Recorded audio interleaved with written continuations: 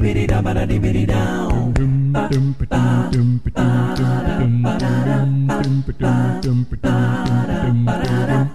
mañana con Monumental.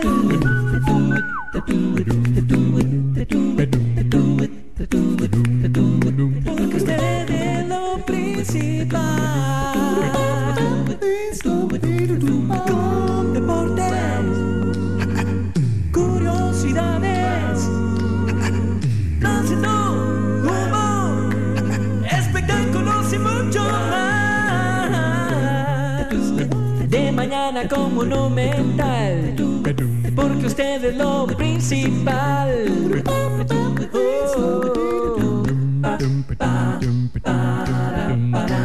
Sí. Hola, muy buenos días. Les saluda Natalia Monge y les doy la más cordial bienvenida a De Mañana con Monumental. Y estamos muy felices porque hoy salió el sol, por dicha, al igual que ayer en la mañana. Pensamos que con la lluviecilla que hubo en la noche, doctor, nos iba a amanecer el día gris, pero afortunadamente un sol radiante allá afuera. Y espero que ustedes, al igual que nosotros, estén dispuestos a aprender muchísimo porque me acompaña el doctor Eduardo Ruiz, como todos los martes. Doctor, hoy tenemos un tema lindísimo. Bienvenido. Bien, bien. Bueno, muchísimo gusto, más bien para mí siempre es el gusto poder compartir con ustedes. ¿Sí? Siempre con la esperanza de que ese montón de paja que hablamos les sirva para hacerles bien a algunas personas. No, pero esa paja, como usted dice, que nos deja bastante enseñanza y yo creo que hoy no va a ser la excepción. Contémosle a la gente de qué vamos a hablar hoy, doctor. Vamos a hablar de mitos. Ajá. Vamos a hablar de mitos. Comentaba con Natalia yo hace un ratito que cuando me piden hablar de mitos, digo, bueno, pues ¿de qué mitos qué? Eso es toda la sexología, prácticamente. Hablar de mitos es de hablar todo, sí. Es repasar como desde la primera página de los libros, claro, hasta casi que hasta el glosario, hasta el índice. Sí, porque fíjense que nosotros, ¿verdad? En la vida sexual del ser humano, pues sí, hay mil dudas, hay mil cosas, y como sigue siendo un tema que se maneja como tabú en algunas sociedades, en algunas familias, incluso de acá de Costa Rica, pues quedamos con unos rezagos ahí de conocimiento que hoy vamos a intentar solventar, y bueno, pues ojalá que nos alcance la horita que tenemos destinada para ello. Vamos a escoger algunos, o sea, nos escogieron algunos, que algunos de los que todavía a muchos de ustedes les van a sorprender que todavía se piense así, ¿no? Que posiblemente ya muchos de ustedes dicen, ay, pero ¿para qué no salen con eso? Ya todos sabemos que eso no es así, ¿verdad? Ajá. Pero vieran que nos hemos encontrado sorpresas, que todavía algunas de estas cositas que ya considerábamos materia, tema superado, prueba superada, vieran que no, que todavía hay gente que se rige con estas creencias, ¿verdad? Nosotros somos muy insistentes. No es cierto que nosotros no tenemos educación sexual. O sea, nosotros lo que diferenciamos es entre educación sexual formal y educación sexual informal. ¿Okay? Educación sexual nosotros tenemos muchísima, ¿okay? Pero toda informal, ¿no? Ajá. Nosotros aprendimos nuestros conceptos o sea, cuando éramos adolescentes y teníamos aquellas dudas de qué es ser hombre, qué es ser mujer, de qué se habla en un baile, perdón, esto es culpa mía, yo no sé. Las llamadas, qué raro, dice doctor. ¿Será el mío?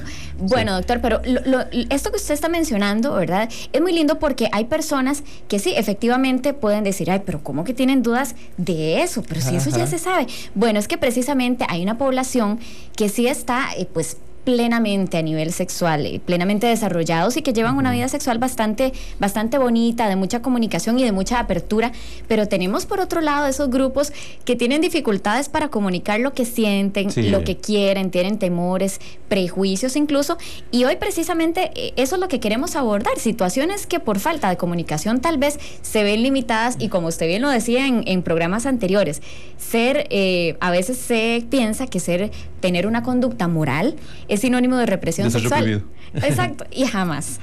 Sí, que es lo que nos han enseñado, como que de alguna manera, como el sexo es malo, como el estereotipo, muchas veces la gente no logra asociar una actitud bondadosa con una actitud erotizante. Entonces, y de hecho, pues muchas veces las personas cuando buscan experiencias eróticas, con frecuencia se meten con cada desgraciado,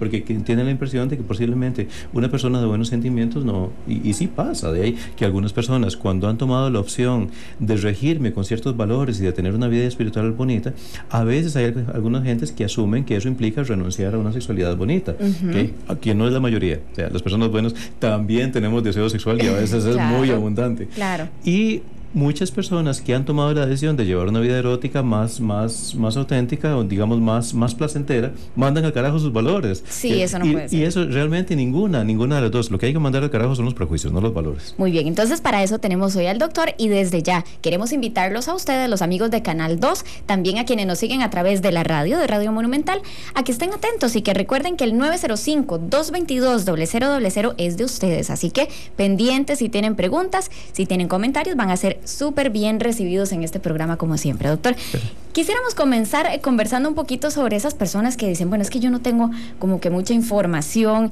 y entonces a mí me da miedo tener una vida sexual con mi pareja, llámese novio, ¿verdad? Uh-huh. En el caso de los esposos, pues ya tendrán que hacerlo, pero en el caso de los novios dicen, es que, ¿y si me pega una enfermedad?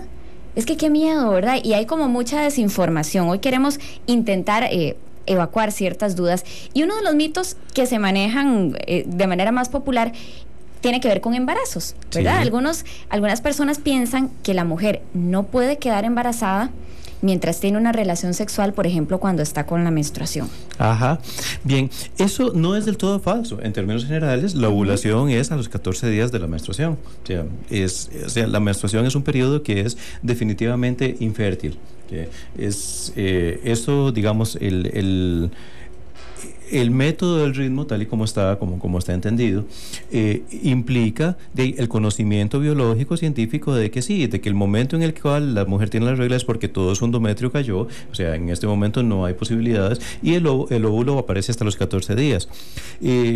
Ahora, la razón de sacar esto a colación es que yo creo que todos hemos oído el comentario popular. Ajá. De que hay gente que planifica con el ritmo y que todos sus hijos fueron ritmísimos, ¿no? Así se llama popularmente. Ajá. Ajá. Que es un método que si bien tiene una base científica, tiene una lógica uh-huh. clara, es un método que tiene fallas. Claro. Y las fallas que tiene son porque eso de que la ovulación es al día 14 no es 100% exacto, o sea, es cerca del día 14, o sea, habrá al día 14 contando a partir del primer día que viene la regla, ¿no? Uh-huh. Eso es lo usual, pero no es exacto. Habrá gente que la tiene el día 12, el día 15, el día 16, y algunas situaciones esporádicas en las que el óvulo cayó el día 5, que eso es muy inusual, pero existe, pasa. Entonces, aquella, como el espermatozoide, puede sobrevivir incluso varios días.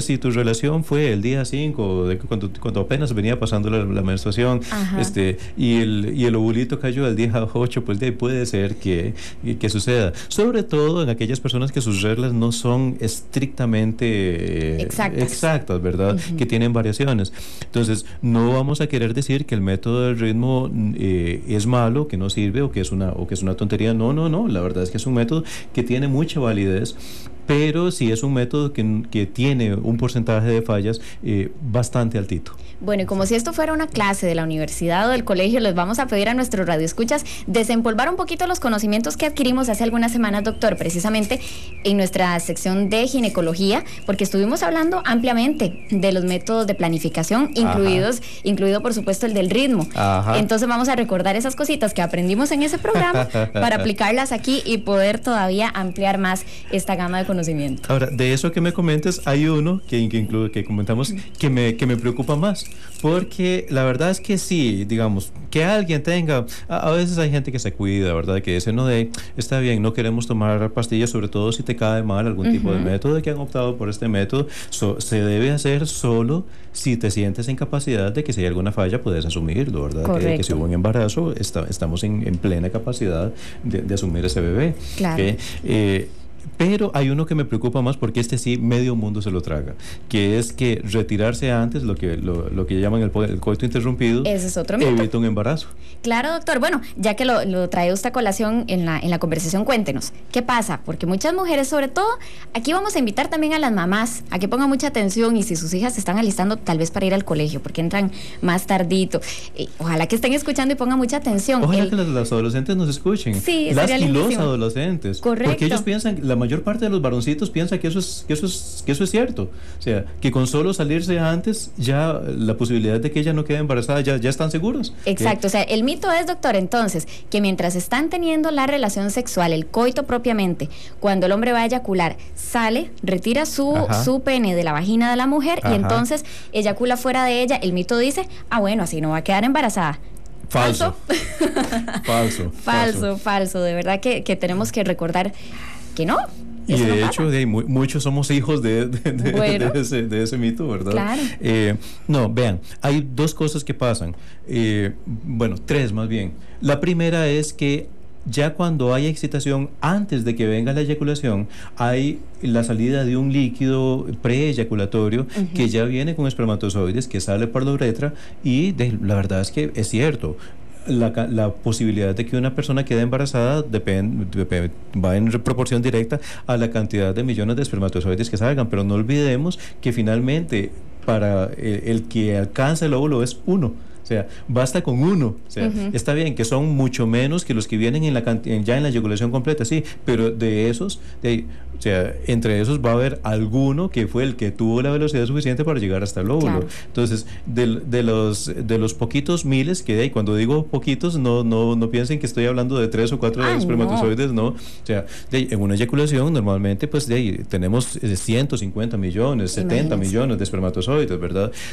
En un líquido preeyaculatorio que no es una eyaculación, que salgan 5,000, que salgan 6,000, que salgan 10,000, es perfectamente posible, ¿verdad? De que entre 6,000, pongamos entre 1,000, por ponerlo muy bajito, eso no es cierto, o sea, no son tan poquititos, pero pongamos que solo 1,000, la posibilidad de que uno de esos 1,000 llegue al óvulo, ¿a ustedes se les hace imposible?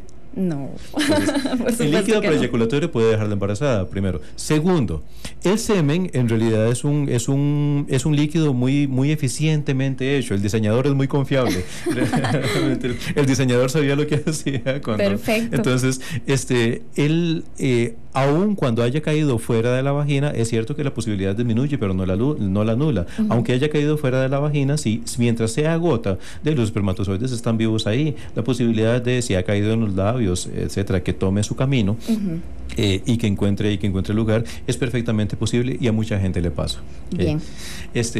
La tercera, que no siempre es fácil saber exactamente, o sea, no siempre la eyaculación es un solo fenómeno. A veces hay como pequeños, como estornuditos chiquititos antes digamos de la explosión, y entonces pues es perfectamente posible que a la persona no le dé tiempo suficiente, o que en el momento en el que se retiró, obviamente nosotros contra el coito interrumpido tenemos muchas cosas en contra, pero sobre todo por razones emocionales y eróticas, ¿no? Es un momento, es una forma de hacer las cosas en las cuales en algún momento no estás pendiente de lo que siente tu pareja, de cómo se está sintiendo ella, de si les gusta lo que estamos haciendo, de si está sintiendo bien, porque nada más tenemos que estar pensando en que yo voy a terminar para sacarla, yo voy a terminar para retirarme, yo voy a terminar para sacarla. Eso obviamente desde el punto de vista erótico se vuelve muy limitado, más bien favorece la aparición de eyaculación precoz, y digámoslo de una vez, pongámoslo así en pan al vino, el coito interrumpido no es un método anticonceptivo.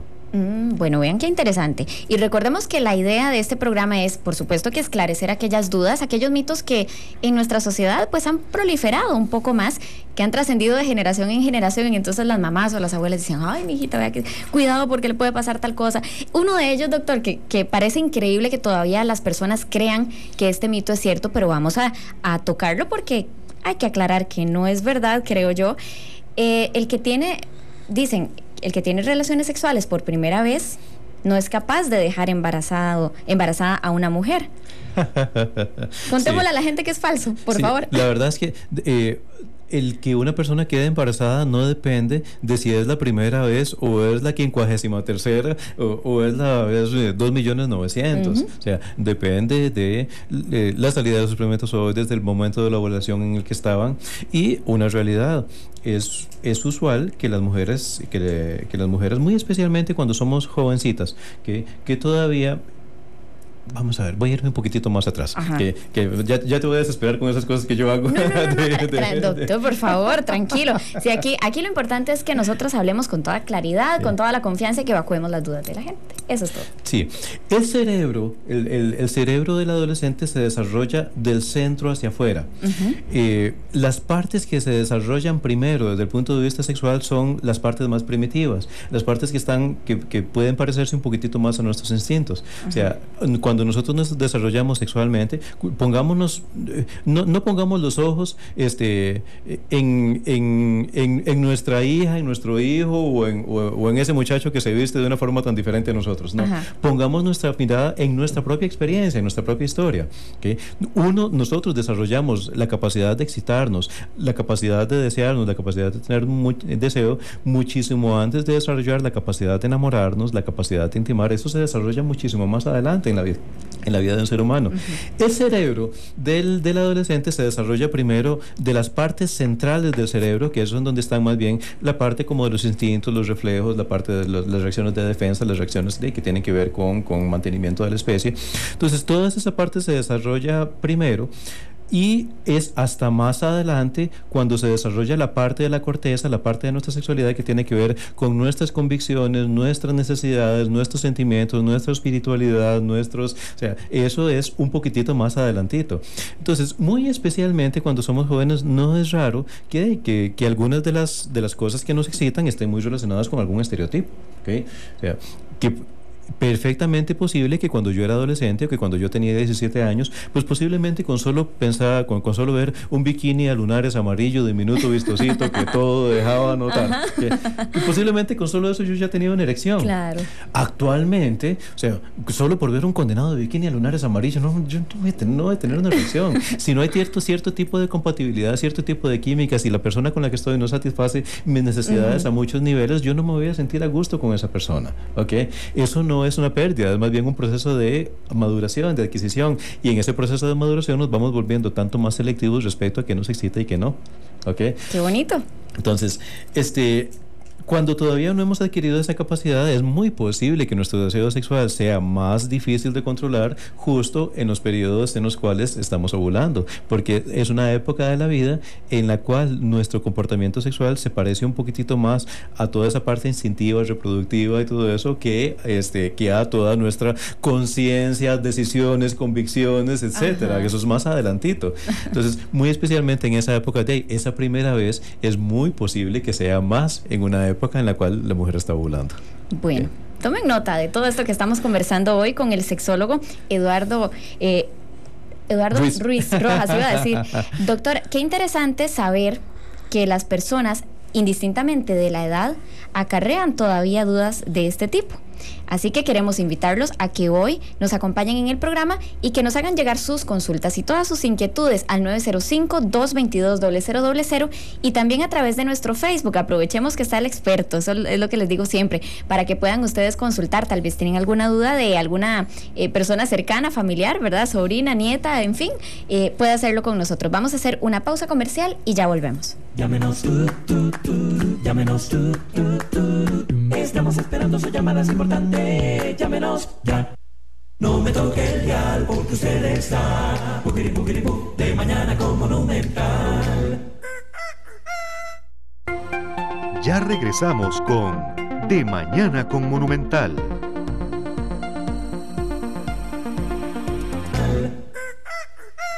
9 de la mañana con 21 minutos. Se nos hacen muy cortas las pausitas. El tiempo nos o sea, quisiéramos que el programa dure como 5 horas. ¿Verdad que sí? No, es que también les cuento que tras hacer las pausas comerciales, pues nosotros conversamos de otros detalles que quisiéramos sacar al aire. Pero bueno, esa es la idea, doctor. Y justamente quisiera como remachar algo que ya usted estaba diciendo hace un rato. ¿Qué pasa cuando aquellas parejas que, por ejemplo, dicen practicar la abstinencia, pero con esto se refieren a evitar el coito, la penetración propiamente, pero sí tienen contacto sexual, ¿verdad? De otras formas, ¿verdad? Hay caricias y por ende también hay fluidos tanto del hombre como de la mujer. Es posible que una mujer quede embarazada cuando esos fluidos del hombre, que usted bien dice preeyaculatorios, rozan los órganos genitales de la mujer? O incluso, sí, o incluso los eyaculatorios. Muchas de estas parejas, como vos decís, esa abstinencia muy entre comillas, ¿no? Medio mundo lo vive así. La verdad es que estamos acostumbrados a pensar que sexo es como de la penetración en adelante.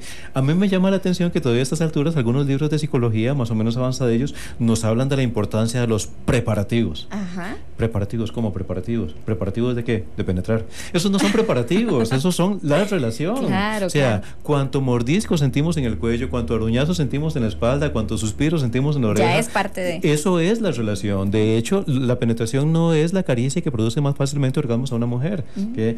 De hecho, todas esas montón de caricias que no son la penetración son más fundamentales en que la mujer pueda tener orgasmos que la sola penetración. Entonces, pues sí, hay gente que en un ánimo, digamos, de tratar de cuidarse un poquitito, lo que hacen es evitar la penetración. Pero esto lo conocemos desde mucho antes de ser sexólogos, muy especialmente cuando era estudiante de medicina. Me acuerdo cuando estaba rotando en el salón de ginecología y estaba con la parte de los ultrasonidos, con el doctor haciendo los ultrasonidos. Para entonces el ultrasonido era un método súper novedoso. Solo se hacía, y nada de 3D. Sí, no, nada de 3D, sí. Pero de estas muchachitas que llegaban con, yo qué sé, con dolorcito de panza, con vómitos, y cuando el ginecólogo o el doctor le hacía el ultrasonido, se encontraba que lo que había era un embarazo de 8 semanas, de 10 semanas, pero recuerdo la sensación de angustia, pero ¿cómo? Pero si no hemos hecho nada, decían, nada, es más, me hicieron el examen, recuerdo un comentario de una muchacha, a mí me hizo el examen un doctor y me dijo que yo era señorita, señorita se refería a que no tenía ruptura del himen, no había habido penetración, ¿verdad?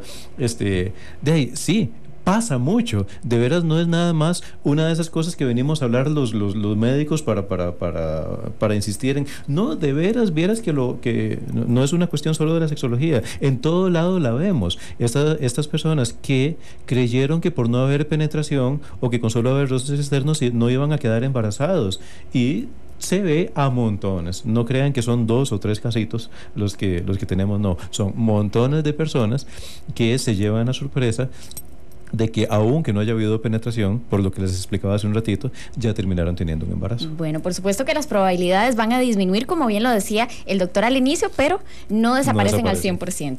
Vamos a recibir a Gerardo, que nos está llamando en este momento. Gerardo, muy buenos días y gracias por acompañarnos. Muy buenos días. Buenos días. Caballero, una preguntita con respecto a ¿qué es una verruga? Porque verdaderamente tengo una inquietud. A mí la vez pasada me salió una verruga, pero a un lado de un testículo. Ajá. Digo yo que es una verruga, es como una quemadura. Ajá. ¿Ya? ¿Se parece como una cabecilla de vena? No, como si me hubieran caído un líquido, me hubiera quemado. No tiene ningún relieve, digamos, es planita, no se siente nada a desnivel de la zona en donde apareció. Es como si hubiera caído un líquido y me hubiera quemado. Ok, y no tiene huequito, o sea, no hay una ulcerita, una excavación en la piel. No, de hecho eso fue hace bastante tiempo. Sí, después se descascaró. Ajá. Bueno, muchísimas gracias, Gerardo, por llamarnos. Doctor, ¿podemos responderle de una vez? Sí, vieras que, bueno, en realidad son 2 preguntas, ¿verdad? Ajá. ¿Qué es una verruga? Verruga es un término muy inespecífico, hay distintos tipos de verrugas. Me imagino que lo que quiere saber es si la verruga necesariamente estamos hablando de un condiloma, de un papilomavirus, de una enfermedad de transmisión sexual. Y no, el término verruga puede referirse a muchas cosas, ¿verdad? Hay varios tipos de lesiones, o sea, cualquier lesión levantadita, irregular, son lesiones verrucosas, ¿verdad? Entonces, sí hay una enfermedad de transmisión sexual, que son el condiloma acuminado, que se manifiesta en forma de verrugas, pero hay otras verrugas como las que podemos tener en la cara, las que podemos tener en el cuello, que a veces puede salir también en las ingles, o en los testículos, que estas no son de transmisión sexual, pero obviamente el tratamiento es muy, muy diferente. Ahora, vieras que hay otra pregunta, porque lo que usted me describe no corresponde a lo que médicamente conocemos como verruga. Y vieras que no le tengo un diagnóstico, la descripción que usted tiene me resulta insuficiente para yo poder decirle, mira, es esto o es lo otro. Las posibilidades son que sea un linfogranuloma, que sea incluso, es lo que usted me describe, se parece mucho a lo que conocemos como chancro, que puede ser un chancro blando. Acordémonos que la sífilis produce una cosa parecidita, ¿no? Que se forma una verruga, se forma una lesioncita que después cae y la gente se confía y dice, bueno, ya se me quitó, pensé que era algo malo, pero no, a los días se quita sola, sin tratamiento. Pero acordémonos que hay sífilis secundaria, sífilis terciaria, o sea, cae pero no muere el bicho, sigue siendo transmisible y sigue produciendo daños que terminan produciendo efectos hepáticos, efectos cardíacos y hasta daños cerebrales, ¿no? Entonces, la verdad es que sí vale la pena que usted se haga los examencitos para ver. Existen formas de determinar los exámenes para ver si esa lesión vieja todavía es producida, aunque ya no lo tenga presente, para ver si fue producida por alguna enfermedad de transmisión sexual, específicamente ver si se trató de una clamidia, de una sífilis, etcétera. Vale la pena hacer el examencito. Perfecto. Bueno, doctor, también tenemos a doña Mayela. Ella nos llama desde Quesada, Durán. Buenos días, doña Mayela, ¿cómo está? Buenos días, ¿bien y usted? Muy bien, gracias a Dios. ¿Cuál es su consulta? Mi consulta es preguntarle al doctor si una mujer tiene posibilidades de quedar embarazada estando con la regla. O sea, digamos que le vino 1, 2, 3, 4 días la regla y a los 4, 5 días está con la regla y haya tenido relaciones sexuales, pueda quedar embarazada. Muy bien, ya le vamos a repasar la respuesta que ya comentamos hace un ratito, doña Mayela, con todo el gusto. Tenemos también a don Carlos, que nos llama, él va en carretera. Don Carlos, bienvenido. Bienvenido, Linda. ¿Cómo le va? Don Carlos, ¿nos escucha? Ay, pareciera que tiene que bajarle un poquitito al volumen a la radio, don Carlos, para poder escucharle bien y que usted nos escuche satisfactoriamente. ¿Ahorita nos puede escuchar, don Carlos? Sí, yo lo escucho bien. Perfecto. ¿Cuál es su consulta? Lo que quería preguntar al doctor, yo tengo 60 años. Ajá. Y físicamente me siento bien y todo, sexualmente también bien. Lo que la pregunta mía es que a veces el semen como que es poca la cantidad. ¿Eso hay algo que lo reproduzca o que lo produzca o que produzca, o es normal que a veces se baje la cantidad de semen? Ok, ha bajado la cantidad, pero no ha disminuido su deseo, su apetito, su nivel de excitación o la intensidad del orgasmo. No, eso es pura vida, eso sale bien.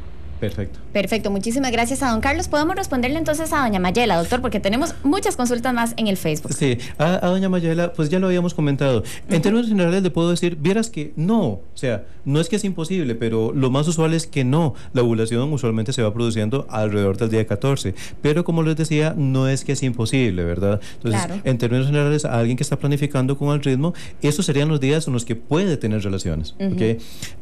O sea, son los días en que normalmente una mujer no queda embarazada, pero como les decía, hay veces en la que la ovulación se adelanta. Entonces, si una persona que está planificando con ese método, aunque sus relaciones hayan sido en el periodo, digamos que sí se puede, si está faltando la menstruación, sí hay que hacerse el examencito para tener seguridad absoluta de que no fue un embarazo.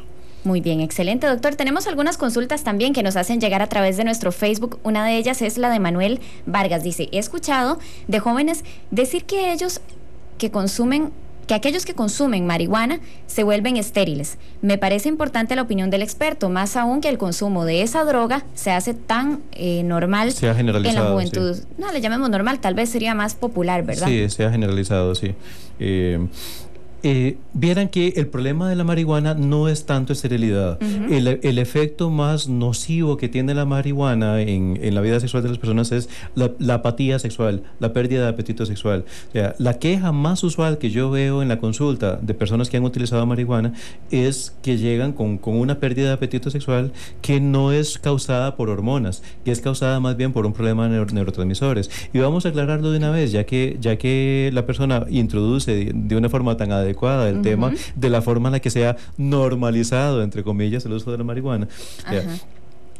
En algún momento los médicos habían comentado que es cierto que los daños que produce la marihuana no son tan nocivos como los que produce el alcohol, por ejemplo. O sea, es cierto que el alcohol es más nocivo que la marihuana, o que los daños que produce el alcohol en nuestro organismo tienden a ser más severos. Eso es cierto, eso yo no puedo decir que es mentira. Pero se malinterpretó como la conclusión de la idea que mucha gente le quedó entonces es, entonces la marihuana no hace nada, la marihuana no es mala, no es dañina. medicina. Y medio mundo anda con ese cuento y defendiendo a capa y espada que es que la marihuana no produce problemas. Primero, es la antesala de todas las demás drogas. Okay. Claro. Bueno, pero eso, digamos, alguna gente me podría refutar, sí, pero si yo uso solo marihuana, entonces nada me pasa. Vieran que no. Los efectos, aparte de, digamos, de todo lo que significa el estado emocional de la persona que necesita, digamos, que no es capaz de lidiar con su realidad tal cual es y necesita estar creando una realidad anestesiada, que de alguna manera obviamente eso implica cierta situación emocional que hay que resolver, ¿no? Más que solo el consumo de las drogas es su estado de base, que lo que le llevó a eso. Pero más que eso, el efecto más importante es a nivel cerebral cierta apatía que se produce ante todo. La persona, ustedes lo podrán corroborar, la mayor parte de las personas que han consumido marihuana crónicamente, uno las podría reconocer como para esa especie como de me vale todo, me vale madre. Yo los veo con esa... como parsimoniosos, tranquilos. Que en algún momento se produce hasta cierta lentitud intelectual, cierta lentitud para tomar decisiones, para analizar cosas. Ellos lo empiezan a notar y les empieza a incomodar, ¿no? Desgraciadamente, eso no se produce a los 2 o 3 años de usar marihuana. Eso se produce al tiempo de utilizarla. La gente se confía, como al principio la utilizaron, y excepto que se hayan jalado una torta en el momento en el que estaban drogados, muchas veces muchos de ellos salieron sin notar que les haya perjudicado de alguna manera. Es como la gente que ha rayado en curva 5 veces y nunca se ha estrellado, que dicen, bueno, la verdad es que como que yo me la juego bien, ¿verdad? Les da confianza. Sí, entonces lo siguen haciendo, piensan que nunca les va a pasar nada, y la verdad es que no solo como sexólogo, sino como internista, en la sala de emergencia con frecuencia las vemos, ¿verdad? Bueno. Gente que llega con una crisis de pánicos, con una crisis, lo que popularmente en el medio la gente conoce como pálida, como empalidarse, claro. ¿No? Sí, hemos visto eso con gente que llega con una recesión tan severa que hasta nos cuestionamos los médicos y decimos, mandémosle otros exámenes porque es posible que haya utilizado algo más que marihuana. Y cuando nos llegan los exámenes resulta que no, que en la sangre solo había marihuana y no había nada más, y la reacción era tan severa que de ahí casi hubiéramos jurado que era reacción por cocaína o por heroína o alguna otra cosa, ¿no? Eso por un lado. El más severo es usualmente ese estado como de absoluta apatía ante todo. ¿Qué pasa? Ante las adversidades, que es gente que pierde la capacidad de reaccionar de una forma, como inmediata. De una forma inmediata, de una forma eficiente ante una adversidad, y en el sexo me les pasa lo mismo. O sea, empiezan a tener una vida sexual que es medio apática, medio peresadilla, Entonces, esos son los efectos más usuales que vemos con la marihuana en la vida sexual de las personas. Perfecto. Bueno, agradecemos mucho entonces a Manuel Vargas, que nos hizo llegar a esta consulta. Y bueno, doctora, quizás es momento de responderle a don Carlos, que nos llamó. Él nos comentaba que tiene 60 años, se siente perfectamente bien, pero a veces tiene como muy poquito semen, ¿verdad? Entonces él pregunta si esto es normal. Sí, vieran que es bastante habitual, es muy posible que sea por alguna disminución en la producción de testosterona que usted tenga. Sin embargo, a todos los hombres la testosterona nos baja a partir de cierta edad, nada más que baja hasta niveles que normalmente mantienen la capacidad de que uno mantenga una sexualidad sanita. Valdría la pena hacer el examencito solo por salud, solo por tener la seguridad de que de veras el nivel de testosterona no ha bajado demasiado. Pero le cuento, lo que usted me está contando no es un síntoma necesariamente de que algo salga mal. Puede ser resultado de que la testosterona ha bajado un poquito, pero si el nivel de eyaculación ha bajado, pero usted tiene buen apetito sexual, sus orgasmos no han disminuido de intensidad, y a la hora de acariciar a su pareja usted siente una excitación que es adecuada, que es satisfactoria, y realmente lo que está viviendo no es un problema, y no sería adecuado que los médicos nos pongamos a meterle hormonas para una cosa que en realidad no está fallando. Bien, también, doctor, hay otras consultitas acá, y bueno, tenemos entre las consultas un comentario pues muy positivo que agradecemos bastante, de Alex Briones Briceño. Dice: muy buen día, Natalia y doctor, les felicito por tan importante y educativo programa. Pues qué dicha, don Alex, que usted está sacándole provecho a la información que el doctor Ruiz nos está compartiendo. Bueno, quiera Dios, esa es la intención. Esa es la idea. Bien, otra consultita, nos piden confidencialidad y por supuesto que se la vamos a dar. Dice: mi pareja tiene 22 años. Esta madre de una niña de 3 años o es madre, seguramente, es madre de una niña de 3 años. Recientemente iniciamos una relación. Durante el intercambio sexual, solamente cuando ella se ubica encima de mi cuerpo, yo acostado en la cama, ocurre que la lastimo y se presenta un breve sangrado y dolor durante y después de la penetración, solamente en esta posición. ¿Qué me recomienda el médico? Bueno, pues vamos a ayudarle a esta persona que muy amablemente nos comparte con toda confianza su consulta. Sí, mira, que una persona sienta tal vez incomodidad o cierto dolor con alguna u otra posición, no necesariamente es un indicio de que algo salga mal, pero el que sangre sí. Entonces, habrá situaciones en las que el dolor puede ser causado por alguna particularidad, que tenga su útero en retroverso flexión, que el tamaño del pene sea un poquitito más grande que la longitud de la vagina de ella, etcétera. Ese tipo de cosas no deberían preocuparnos, pero lo que usted me cuenta, sí, si ella está sangrando en esa posición, significa que es que en esa posición están tocando alguna parte de la estructura de ella que realmente no está sanita, que está lastimada. Entonces, cuando hay... Voy a hacerlo, no quisiera que se asuste con lo que voy a decir porque como ella es una persona joven, tiene 23 años. 22 años. 22 años. Y ya es mamá. Sí, la posibilidad es bajita, pero no se la puedo anular 100%. Sangrado poscoito siempre, o sea, el médico está obligado siempre, sangrado poscoito, a pensar en cáncer de cervix. Que descartar, o sea, que no haya ningún cáncer de cervix. Entonces, con ella, si bien es muy poco usual que una persona de 22 años pueda tener un cáncer de cervix, no es imposible. Entonces, el médico que la vea tiene la obligación de primero hacer un papanicolado, hacer una colposcopía para asegurarse por todos lados de que de veras no se estaba haciendo un tumorcito. Sin embargo, hay otras posibilidades, ¿no? Entonces, no quiero que quede, no es que le estoy diciendo que su pareja tiene cáncer, no. Pero sí, es lo primero, o sea, no pueden quedar satisfechos si el médico no les asegura que no tiene un tumor, ¿ok? Entonces, pero hay otras causas, a veces hay ulceritas cervicales, a veces hay lesiones papilomatosas internas, o sea, hay otras cositas que pueden hacer sangrado, pero todas son cosas que requieren, o sea, que necesitan una solución. Muy bien, doctor. Tenemos en la línea telefónica a Alice, que nos acompaña desde Alajuela. Alice, bienvenida y muchísimas gracias por ingresar al programa. Buenos días, gracias. ¿Cuál es su consulta? Vea, mi consulta es, yo tengo 45 años. Hace más o menos como año y medio, ya la regla se me empezaba a ir, ¿verdad? Y hace un año que me hice el examen, el análisis hormonales, y no me había vuelto a venir, ¿verdad? Y esta semana me bajó el sábado. ¿Cuánto tenía de que no le venía? Como año y medio, más o menos. Okay.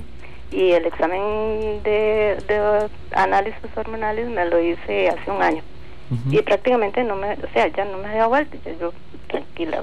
¿Y en el análisis se había encontrado que ya usted estaba en climaterio? Eso fue lo que me dijo la doctora de Levice, que ya era menopausia. Ajá. Bien. Bueno, muchísimas gracias, doña Alice. También tenemos doctor Ayumir, que nos llama desde Limón. Hola, buenos días. Hola, buenos días. ¿Cómo le va? Bien, ¿y usted? Muy bien, gracias, Yumir. ¿Cuál es su consulta? Mi consulta sería la siguiente. Es que, bueno, tengo 36 años. Normalmente, el tiempo pasado, pues, yo tenía relaciones y a veces hasta 2, 3 veces, digamos, en una sola noche. Este rendimiento ha bajado tamaño poco, incluso algunas veces tengo relaciones y son 10, 15 minutos y ya, y cuesta demasiado que vuelva a otra vez excitarme. Quería saber si es que tengo algún problema o es normal. ¿Qué edad tienes? 37. Ok. Muy bien, Yumir, muchísimas gracias por su consulta. Vamos entonces a responderle a Alice, que nos llamó desde Alajuela. Ok. Alice, recordame el 45 años. Ajá. Y ya se había hecho exámenes, el ¿verdad? Sangradito, pues. Correcto. Sí. Tenía algún tiempo, como año y medio, de que no menstruaba porque ya le habían dicho, ya está en su climaterio. Sin embargo, le volvió a la regla hace poquito, entonces ella está como preocupada. Okay. Curiosamente, nos encontramos ante otro de esos axiomas de la medicina, ¿no? Sangrado posmenopáusico, lo primero que tenemos que buscar es tumores en endometrio, que no en el cervix ya, sino en endometrio, que me parece muy casual que las dos consultas hayan venido... Están relacionadillas. Sí, vengan juntas, pero... lo mismo, si fuera una situación que hace 6 años que no le viene la regla y ahora sangró, yo sí le diría, bueno, no, de una vez esto, primerísimo buscar problemas como hiperplasia quística endometrial e incluso hasta un cáncer de endometrio. Sin embargo, si fue apenas hace 1 año y medio, las posibilidades podrían no ser tan severas como esta, ¿no? Las posibilidades pueden ser que todavía haya algún desbalance hormonal, pero la verdad es que sí se debe descartar primero la posibilidad de que haya una hiperplasia endometrial. Hiperplasia endometrial, que puede ser, si es hiperplasia quística, hiperplasia adenomatosa. Los nombres raros, las palabras de domingo que usamos los médicos no importan tanto. Ajá. Lo importante es que son situaciones en las que el endometrio, ese tejidito que está dentro del útero, ha crecido en forma desproporcionada. ¿Qué hay que hacer con usted? Hacer un ultrasonido para medir el grosor del endometrio, que es posible que no baste con un solo ultrasonido, porque si sangró ahora, pues puede ser que ya cayó todo, que hacer un ultrasonido ahora y volver a hacer otro después, y si sale que el endometrio está gruesito, la verdad es que es importante hacer un negrado. Perfecto. Bueno, también tenemos, doctor, otras consultas que nos ingresan a través del Facebook y queremos recordarle a nuestros televidentes y radioescuchas que hoy estamos conversando sobre algunos mitos que rodean la sexualidad y pues estamos atendiendo consultas muy interesantes que nos hacen llegar nuestros televidentes y radioescuchas. Francini Sánchez nos escribe: buenos días. Mi consulta es la siguiente. Doctor, tengo 2 años de no planificar. Me es difícil quedar embarazada porque padezco de quistes en los ovarios.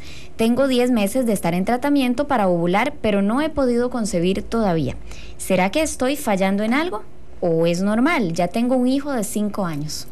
Mira, ahí sí, yo creo que realmente no estamos ante una pregunta de sexología, creo que estamos ante una pregunta totalmente de ginecobstetricia. Creo que la respuesta, si bien conozco algunos elementos de la respuesta de ella, no soy experto en esa área. El ginecólogo le va a poder contestar mejor que yo. Le voy a hacer la propuesta a Francini para que mañana nos acompañe en el segmento de ginecología. Está el doctor Zúñiga Brenes todavía, Está el doctor Zúñiga Brenes. Él le va a saber dar una respuesta 1000 veces mejor que la mía. Entonces mañana, Francini, vamos a congelar aquí la consultita suya para mañana darle trámite, si Dios lo permite, con el experto de ginecología, pues mañana el doctor Zúñiga.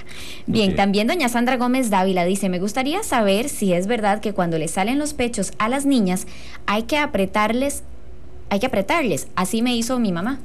No, definitivamente no. Es un mito también, entonces. Es un mito, realmente no produce ningún tipo de bienestar, ningún tipo de situación de salud, ni se previene nada con eso. Realmente sí, honestamente ignoro el origen del mito, o sea, qué era lo que se pretendía buscar con esto. Sí conocemos el mito, pero no les sé decir qué era la creencia de por qué se pensaba que esto podía ser importante, pero no, definitivamente no hay ningún tema de salud que mejore con el apretar. No, déjenos crecer tranquilita, no les hace ningún daño y no les hace ningún bien que se los apretes. Perfecto. También Senia Aguilar nos dice: doctor, hola, una consulta, tengo una bebé de 10 meses, el parto fue por cesárea, estoy planificando con Seraceti y he notado que después de tener relaciones tengo un sangrado. ¿El parto fue hace? Dice que tiene una bebé de 10 meses, entonces... ¿De 10 meses? Sí. Ok. Bien. El Seraceti, los anticonceptivos que se usan después del embarazo, sobre todo cuando estás dando de mamar, no se te pueden dar anticonceptivos a base de estrógenos porque le hacen daño al bebé. Los anticonceptivos que se usan son a base de progestágenos, de cosas parecidas a la progesterona. Entonces, los progestágenos no hacen crecer el endometrio y por eso normalmente la mujer que planifica con esto no tiene regla durante el periodo que está planificando. ¿Okay? Entonces, es muy normal que la mujer no tenga regla, pero que pueda haber pequeños sangraditos. ¿Okay? Si se produce un sangrado abundante, sí es importante que consultes, pero si lo que son pequeñas descargas ocasionales, en realidad para una persona que está en control con Seraceti, pues es habitual, aunque lo más habitual es que no haya ningún tipo de sangradito. Tu ginecólogo va a saber exactamente qué es lo que está sucediendo. Perfecto, doctor. Vamos a hacer una pequeñita pausa otra vez y ya volvemos para aclarar una de las consultas que nos siguen ingresando a través del Facebook y por supuesto que también para tocar otros mitos. Perfecto. Y ver si son falsos Perfecto. O verdaderos. Que nos falta un montón. Ya volvemos. No me toque el dial porque usted está de mañana con Monumental. Ya regresamos con De Mañana con Monumental. Son las 9 de la mañana con 47 minutos y seguimos conversando con el doctor Eduardo Ruiz hoy en nuestro segmento de sexología, hablando de mitos que rodean la sexualidad de los seres humanos. Por supuesto que muchos de ellos reforzados aquí en nuestro país, ¿verdad? Y lo que queremos es que ustedes aclaren todas sus dudas con nosotros. Perdón, Natalia, creo que hay un oyente al que le estamos debiendo una respuestita, ¿verdad? Ajá. Tenemos una pendiente. Bueno, Yumir nos contaba que tiene 36 años, tenía relaciones sexuales de 2 o 3 veces por noche, pero está preocupadillo porque dice que ha disminuido. Bueno, 37 años nos dijo al final que tenía. Entonces, él quiere saber si es normal o si será que tiene algún problemita. Ok, vea, lo más usual es que sea normal. Hay una cosa muy fregada que está pasando, ¿no? O sea, ahora que de este tema se habla con más apertura, con un poco menos o tratando de ser un poco más abiertos, muchas veces de ahí la malicia no ha desaparecido del todo y hay algunos mitos que se están reforzando. Entonces te está quedando la impresión de que una persona sexualmente competente tiene que ser alguien que tenga como 800 orgasmos al día, todos grado 8 en la escala de Richter. Y la verdad es que eso no funciona así. O sea, la disposición a lo erótico en una persona sexualmente sana varía con las demás cosas de su vida, ¿no? O sea, no es lo mismo la disposición que yo puedo tener para hacer el amor con mi esposa si nos fuimos a unas vacacioncitas y dejamos, o sobre todo si dejamos a los chiquitos en casa, están en su plena privacidad, que si tengo un chiquito internado en el hospital, por Dios. Claro. O sea, entonces lo más común, Yumir, es que esto que me estás consultando no sea resultado de un defecto tuyo o de un problema, sino que sea parte de cómo tu vida sexual está calzando en todo el resto de tu entorno de vida. Ahora, sí hay un par de volados que te puedo pasar. Ay, oiga, apunte, Yumir, anote. La facilidad para excitarse después de un primer orgasmo, muchas veces los hombres lo tomamos como una especie como de tarea, como de signo de virilidad. No es lo mismo si yo tuve un primer orgasmo y estoy buscando el segundo porque todavía quedé con fiebre y quiero un segundo, que si ya quedé satisfecho y estoy pulsando el segundo nada más para subir la calificación. ¿Okay? Hacerlo así como que tengo que poder, antes podía y ahora tengo que poder otra vez, más bien lo que estamos es sobreforzando mi organismo. Y esa segunda excitación no depende tanto de lo que yo haga o de lo que yo viva, sino del resto de la situación, incluso depende un poquito más de ella, del trato que ella me ha dado. ¿Se acuerdan? Ahora que estamos hablando de mitos, que muchas veces he mencionado que tenemos el mito de que en el sexo es el hombre el que le excita, el hombre el que la estimula. O sea, el sexo que aprendimos es algo así como yo trabajo y ella califica. ¿Okay? El sexo no funciona así. No. ¿Okay? Y entonces cuanto más ella se haya puesto las pilas, cuanto más ella se ha arrollado las mangas a hacer el amor conmigo, a entenderme como yo he tratado de entenderla a ella, a averiguar qué me excita o qué me inhibe, como yo me he preocupado de entender qué le inhibe y qué le excita a ella. O sea, si ella realmente se ha sentado a ser mi pareja y me ha dejado muy excitado, pues puede ser que un primer orgasmo no me bastó y que la verdad es que quede con los pelos tan de punta que aún después de haber terminado quiero seguir. Entonces, si la situación no fue tan erotizante, pues puede ser que con un primer orgasmo ya nos bastó, y eso no necesariamente significa que está mal. Mucho ojo. Yo todos los días me almuerzo, yo qué sé, no sé, un arroz, unos frijoles, una saladita y tal vez un bistecito, alguna cosa ahí, lo que haya. El fin de semana, tal vez, de ahí, o algunos fines de semana, de ahí, si hay tiempito y si hay platica, pues posiblemente nos vamos a algún lugar ahí rico, y entonces ya el almuerzo es con entrada caliente, con ensaladita, con un plato ahí especial, con postre, y yo qué sé, un cafecito al final y un digestivo, yo qué sé. Rico. Ok. Pero eventualmente no significa que yo tengo que almorzar así todos los días, que de hecho ni siquiera sería saludable. Si hay una forma de poner fe a la vida sexual de una persona, es esperar que cada experiencia que yo tenga tiene que ser algo así como un juego de pólvora.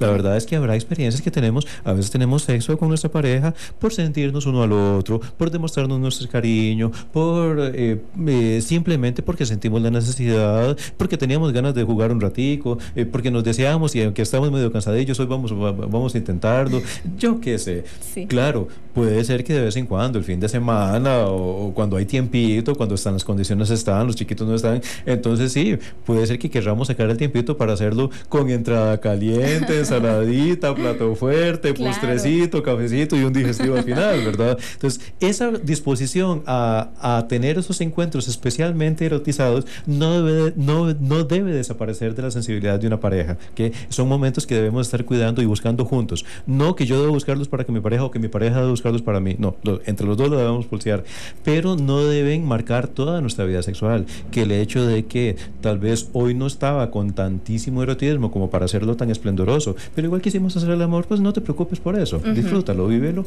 ¿okay?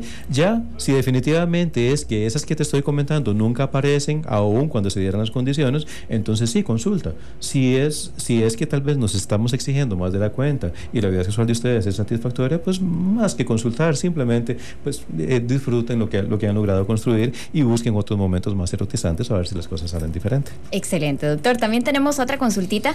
Nos piden anonimato y vamos a hacerlo de esa forma. Dice: buenos días, los felicito por el espacio, muy educativo. Y quería, por favor, si me podían aclarar si una mujer puede tener síntomas de embarazo a la primera semana de fecundación aproximadamente. Les agradecería no decir mi nombre. Muchísimas gracias. Bueno, gracias a la persona que nos hace llegar esta consulta. No, es poco usual.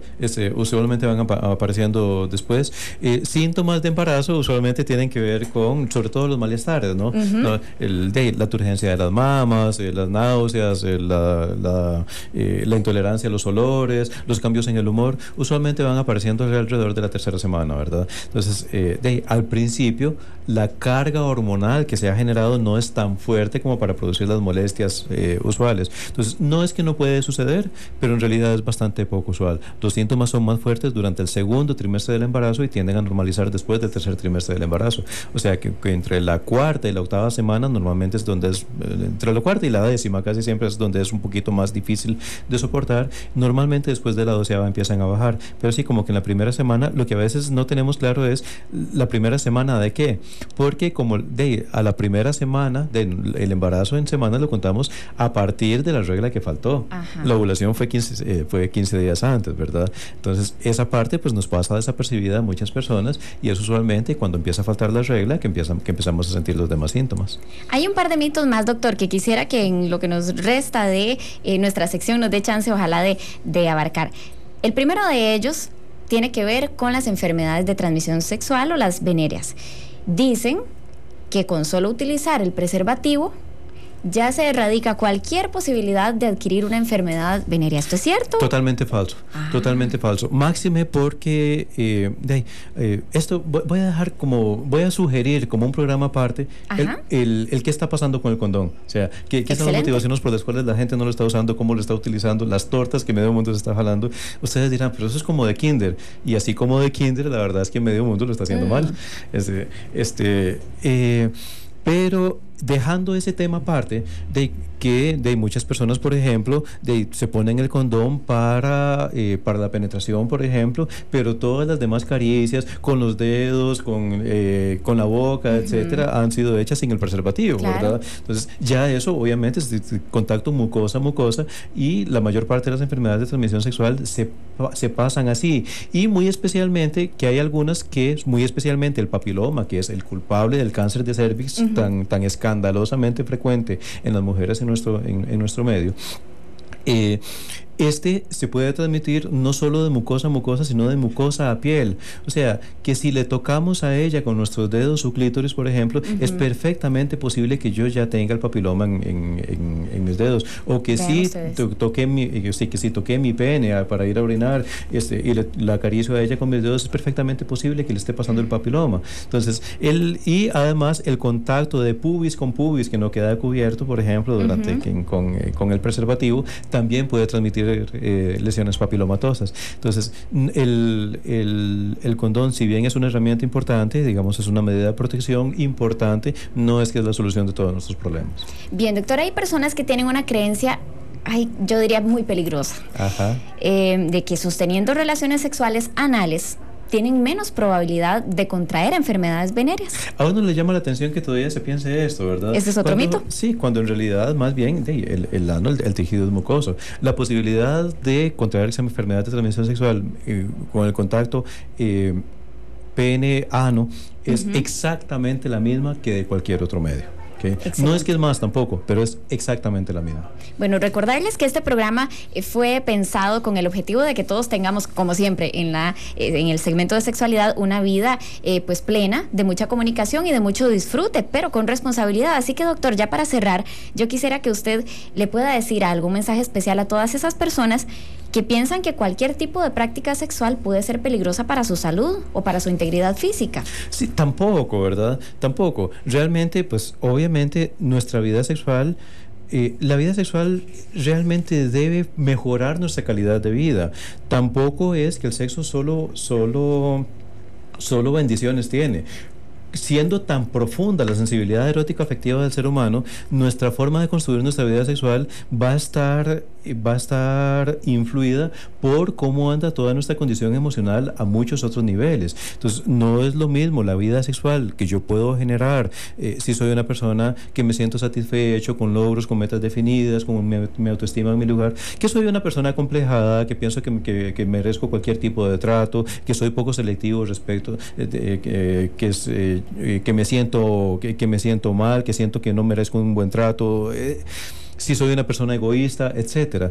Entonces, es cierto que nuestra forma de construir nuestra vida sexual puede aportar mucho a nuestra calidad de vida si lo hacemos acorde a nuestros sentimientos y nuestro proyecto de vida, o puede realmente perjudicar nuestro proyecto de vida si lo hacemos pensando en este montón de mitos de los que hemos hablado y otro montón que son igual de frecuentes y de los que no hemos hablado, porque como les digo, son innumerables. Y acorde con nuestros complejos, nuestras limitaciones, estereotipos, necesidades de aceptación y cosas así, ¿verdad? Entonces es bien importante que nuestra vida sexual sea construida, no es reprimirse, es construirla de una manera que realmente sea positiva, que aporte nuestra calidad de vida, que la haga más placentera, que la haga más profunda y no que nos meta en problemas. Excelente, doctor. Le agradecemos muchísimo su participación, como siempre. Es el doctor Eduardo Ruiz, doctor, así que, bueno, pues que tenga un feliz día y gracias. Igualmente, y más bien gracias a ustedes por darme la oportunidad de compartir todo lo que uno pueda brindarles. A mí me encanta porque al doctor, como al resto de especialistas que tenemos acá, le apasiona muchísimo.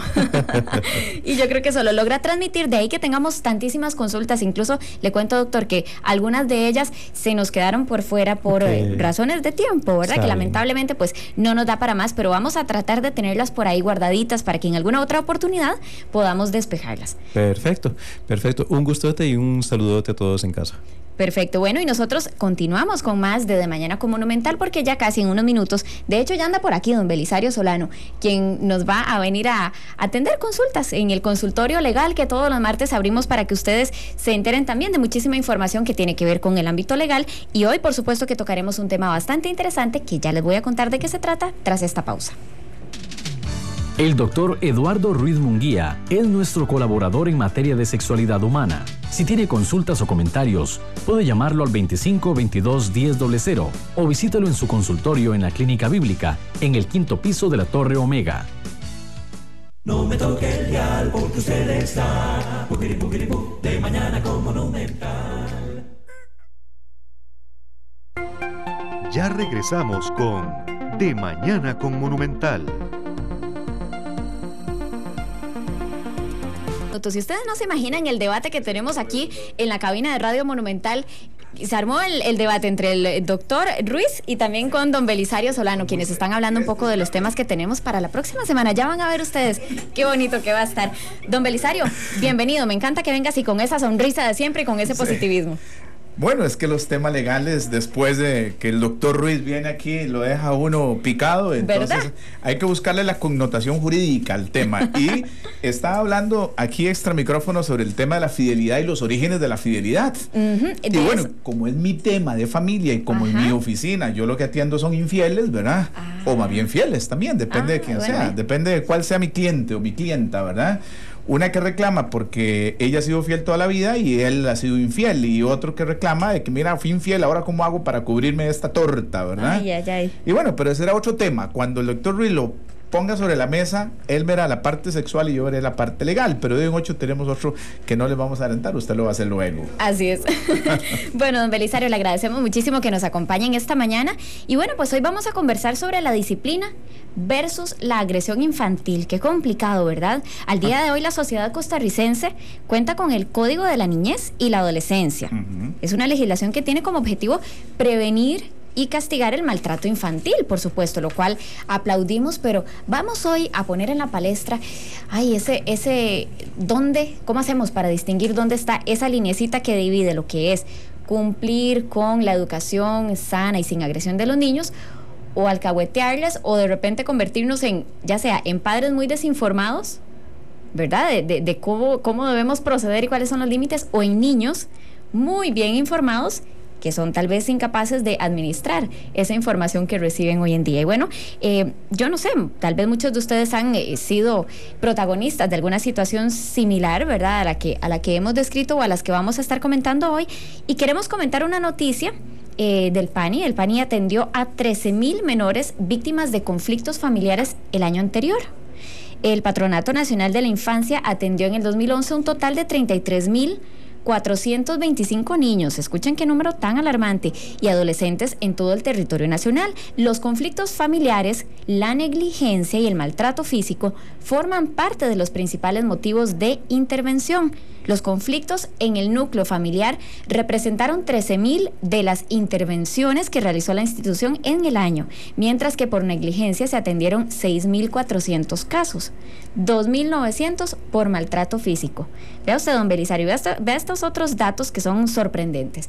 Dice que un 80% de las situaciones de intervención del PANI vinculan la violación de derechos humanos por parte de la familia, tanto a nivel físico como emocional y psicológico. Esto lo comentó Marianela Cubero, quien es la gerente técnica del PANI.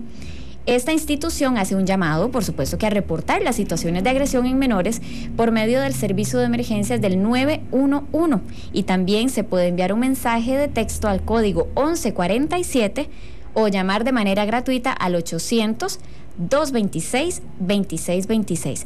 Les quisimos compartir esta notita para, pues, aterrizar un poco en nuestro contexto, ver cómo andan los números. Pero ¿qué pasa, don Belisario? Antes era mano dura, chilillo para allá y chilillo para acá, y no pasaba nada. ¿Cómo hacemos para distinguir los padres de hoy en día cuál es ese límite que la ley nos impone? Qué difícil, ¿eh? Este es un tema precisamente que parte que arranca de 1990, cuando Costa Rica ratifica la Convención sobre los Derechos de los Niños e inicia un camino muy interesante en el proceso legislativo, precisamente para marcar un nuevo paradigma con el tema de niñez y adolescencia, y en donde se reconoce a los niños y a los adolescentes como sujetos de derecho. Aquí hay dos cosas. En esos datos importantísimos que usted señala, usted está dando una cifra que tiene que ver con el tema de la violencia en conflictos familiares. Pero resulta que los mismos datos que tiene el PANI generan de que más de 30,000 niños son atendidos en Costa Rica por agresiones físicas o psicológicas. Y solo de eso, el 50% prácticamente son por conflictos internos en el seno de la familia. Vea usted la gravedad de la situación que se está derivando. Ha habido un avance importante que culmina, digamos, en agosto del 2008, con la ley 8654, y se emite por parte de la Asamblea Legislativa una ley para erradicar el castigo físico y el trato humillante en niñas y niños y adolescentes. Y esta ley es precisamente la que viene a modificar el Código Niñez y Adolescencia. Establece un artículo 24 bis que establece el derecho a la disciplina, pero sin castigo físico, ni maltrato, ni trato humillante. Uno se le para el pelo muchas veces en los supermercados, en las calles, en el mercado, cuando ve a papás o mamás arrastrando a sus hijos, ¿verdad? O cuando ve a los niños haciendo berrinche porque el papá no le pudo comprar o no le quiso comprar, qué sé yo, un chocolate, una paleta, un juguete. Y entonces reacciona el padre de una manera tan violenta que a veces uno se indigna de ver situaciones de estas. Quiero decirle que ya ha habido una persona, una mujer que fue condenada a 2 meses de prisión precisamente por un maltrato, una agresión a su hijo. Y ella hablaba en un reportaje que se hizo de que estaba profundamente arrepentida de eso. Pero si uno analiza un poco la historia, recuerde que antes la solución era el chilillo, o en mi casa le decían la verga toro. que estaba detrás de la puerta principal de la casa. Y uno cuando llegaba, abría la puerta y cerraba inmediatamente, cuando cierra, lo que ve es la verga toro ahí detrás de la puerta principal, y ese era sinónimo, ahora sí, aquí hay que portarse bien. Algunos dicen que las nalgaditas son educativas y son buenas y permiten un pellizquito y todo eso, pero yo tengo claro de que eso es delito, y tengo claro de que eso no es correcto y que no es cierto que una nalgadita pueda educar desde el punto de vista legal. Yo quiero decir que, bueno, en mi caso particular, y lo he contado en varias oportunidades, a mí me educaron a punta de verga toro, así, chilillos van, chilillos vienen, ¿ok? Y bueno, seguro porque era muy inquieto, porque era muy travieso y porque era muy mandado, ¿verdad? Pero yo tengo 3 hijos, y ya tengo una hija de 27, otra de 25 y uno de 13, y al día de hoy yo no sé lo que es darle una nalgada a ninguno de los 3, y gracias a Dios están todos perfectos, no tuve necesidad de... Entonces hay que ver un antes y un después, ¿verdad? Yo no quise repetir esos patrones de conducta en virtud de que era importante salir adelante. Entonces, Natalia, tenemos un reto, y ahora que viene el Día del Niño dentro de un mes, precisamente el reto es que podamos entender que los niños, niñas y adolescentes tienen derechos, pero que también tienen obligaciones, ¿verdad? Y el Código de Niñez y Adolescencia tiene una serie de obligaciones que tienen los niños y las niñas. Así es, don Belisario, enhorabuena que hemos tenido estos avances y esta evolución en el ámbito legal, ¿verdad?, en nuestro país, y es un caso similar al que ha ocurrido, por ejemplo, con las mascotas, ¿verdad? Ya el tema de agredir mascotitas está más cerca a ser penalizado, y esto es un tema de educación en nuestra sociedad. Le voy a comentar a usted, don Belisario, y a todos nuestros radioescuchas y televidentes lo que la Defensoría de los Habitantes define como castigo corporal. Escuchen qué interesante. Dicen ellos que el castigo corporal es el uso intencional de la fuerza, con lesiones físicas o sin ellas, para infligir dolor en un niño o niña con el objeto de corregir o controlar una conducta. Tiene la especificidad de que se circunscribe independientemente de las consecuencias al tema de la corrección, es decir, forma parte de los métodos sociales y familiares sancionatorios con fines correctivos. Por supuesto que estamos felices, don Belisario, de que los niños tengan ya la protección legal que necesitaban, pues física sabemos que son más vulnerables y no pueden tal vez defenderse igual que un adulto, pero ¿están impedidos los padres de familia para educar a sus hijos? No. ¿Con estas leyes? No, en lo más mínimo. Tenemos la obligación, tenemos el deber. Inclusive la Sala Constitucional la semana pasada nos dio un deber mayor, que es el tema de educarlos desde el punto de vista sexual. Y ha dicho que el primer centro de educación sexual de nuestros hijos somos los padres de familia.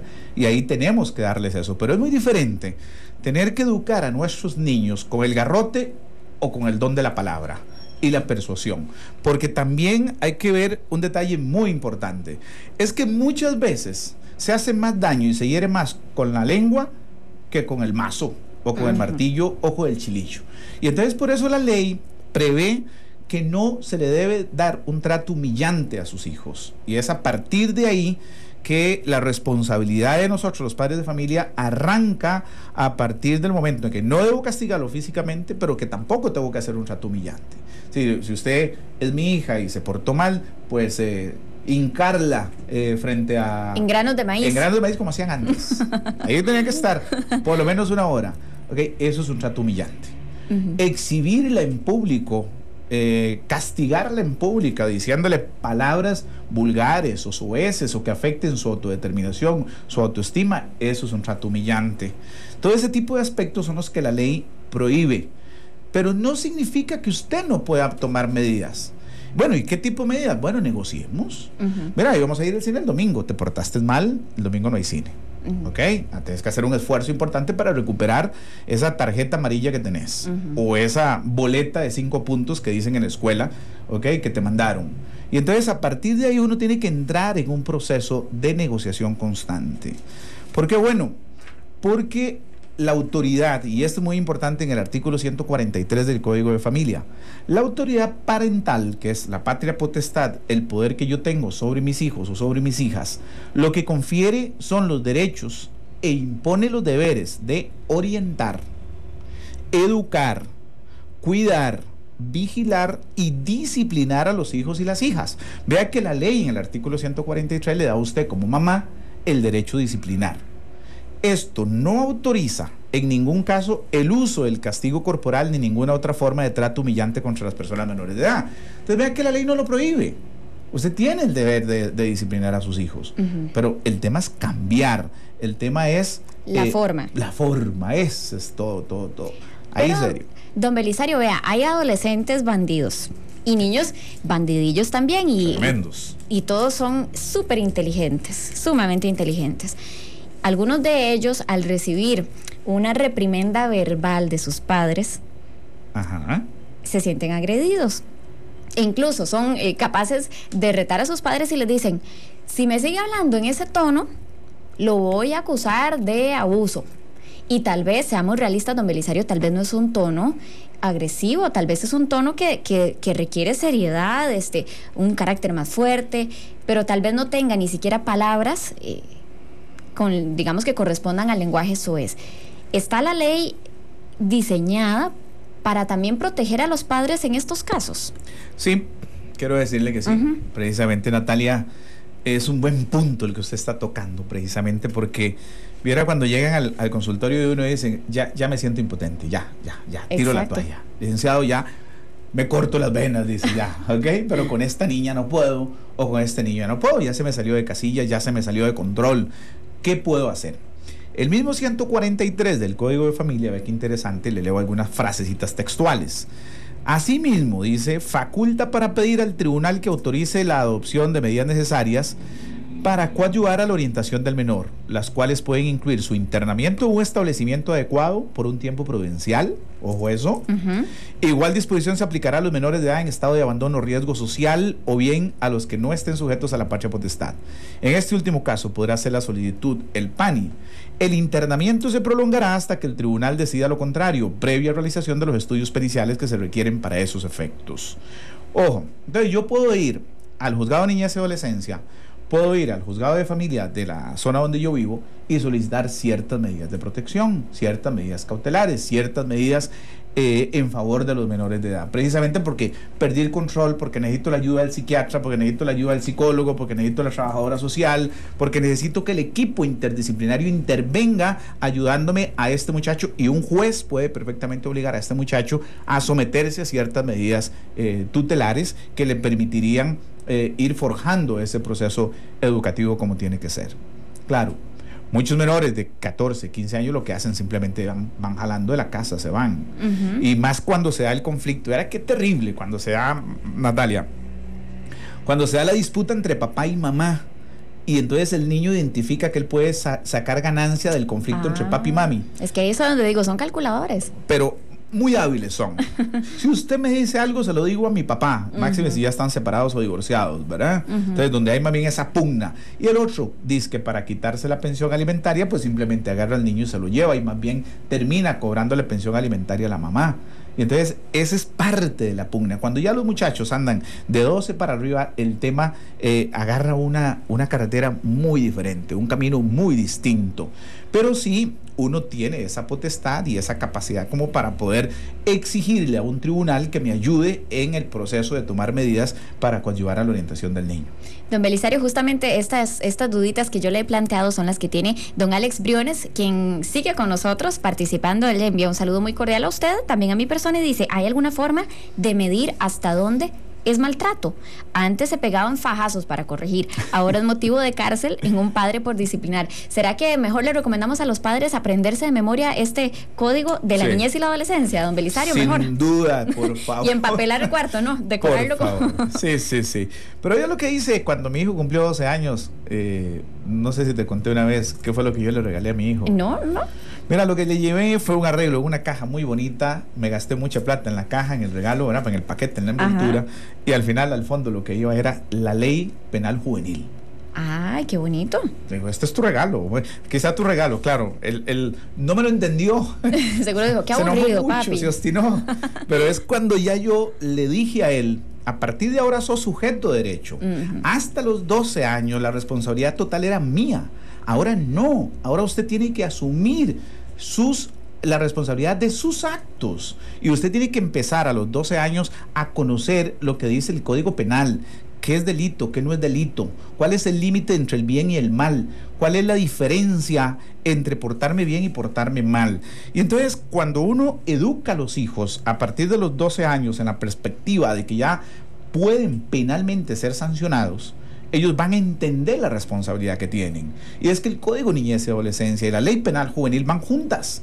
Es el brazo que muerde, es la cosita que muerde en el Código Niñez y Adolescencia. Porque si usted va al Código Niñez, ahí no te encontrás nada más que una declaración de principios. Te vas a la Convención de los Derechos del Niño y te encontrás una declaración de principios. Y todo es muy bonito, todo es perfecto, maravilloso. Pero si se va a la Ley Penal Juvenil, ahí empieza la ley a morder. Y es donde los niños de 12 años, o los muchachos y muchachas de 12 años, tienen que entender y comprender que también tienen deberes y que tienen responsabilidades, que tienen el deber de respetar a su papá, a su mamá, que una ofensa, que una palabra maldicha, que una amenaza también puede ser penalmente sancionable. Y entonces, claro, es muy difícil ver a un papá demandando penalmente a su hijo, ¿verdad?, en el seno de la familia, pero es un instrumento que tiene que tener para que ese niño se porte bien. Si ese niño entiende las limitaciones que desde el punto de vista penal existen, él va a empezar a respetar y él va a entender de que la relación papá-mamá tiene que ser en un plano de mayor igualdad en relación a ellos, porque ya usted es sujeto de derecho y usted puede ser penalmente sancionable, administrativamente sancionable y hasta civilmente puede sufrir consecuencias en caso de una violación a esto. De tal manera que mi consejo es, sí, erradiquemos el castigo físico y el trato humillante. Estamos absolutamente claros, tenemos que buscar mecanismos alternativos con el psicólogo o la psicóloga para efectos de poder llevarnos una orientación adecuada y en el peor de los casos acudir al juzgado de familia o niñez y adolescencia para pedir la ayuda a la intervención. Muy bien, don Belisario, vamos a hacer una pausa comercial y ya volvemos a dar trámite también a algunas de las consultas que nos están ingresando a través de nuestro Facebook. No me toque el dial porque usted está de mañana con Monumental. Ya regresamos con De Mañana con Monumental.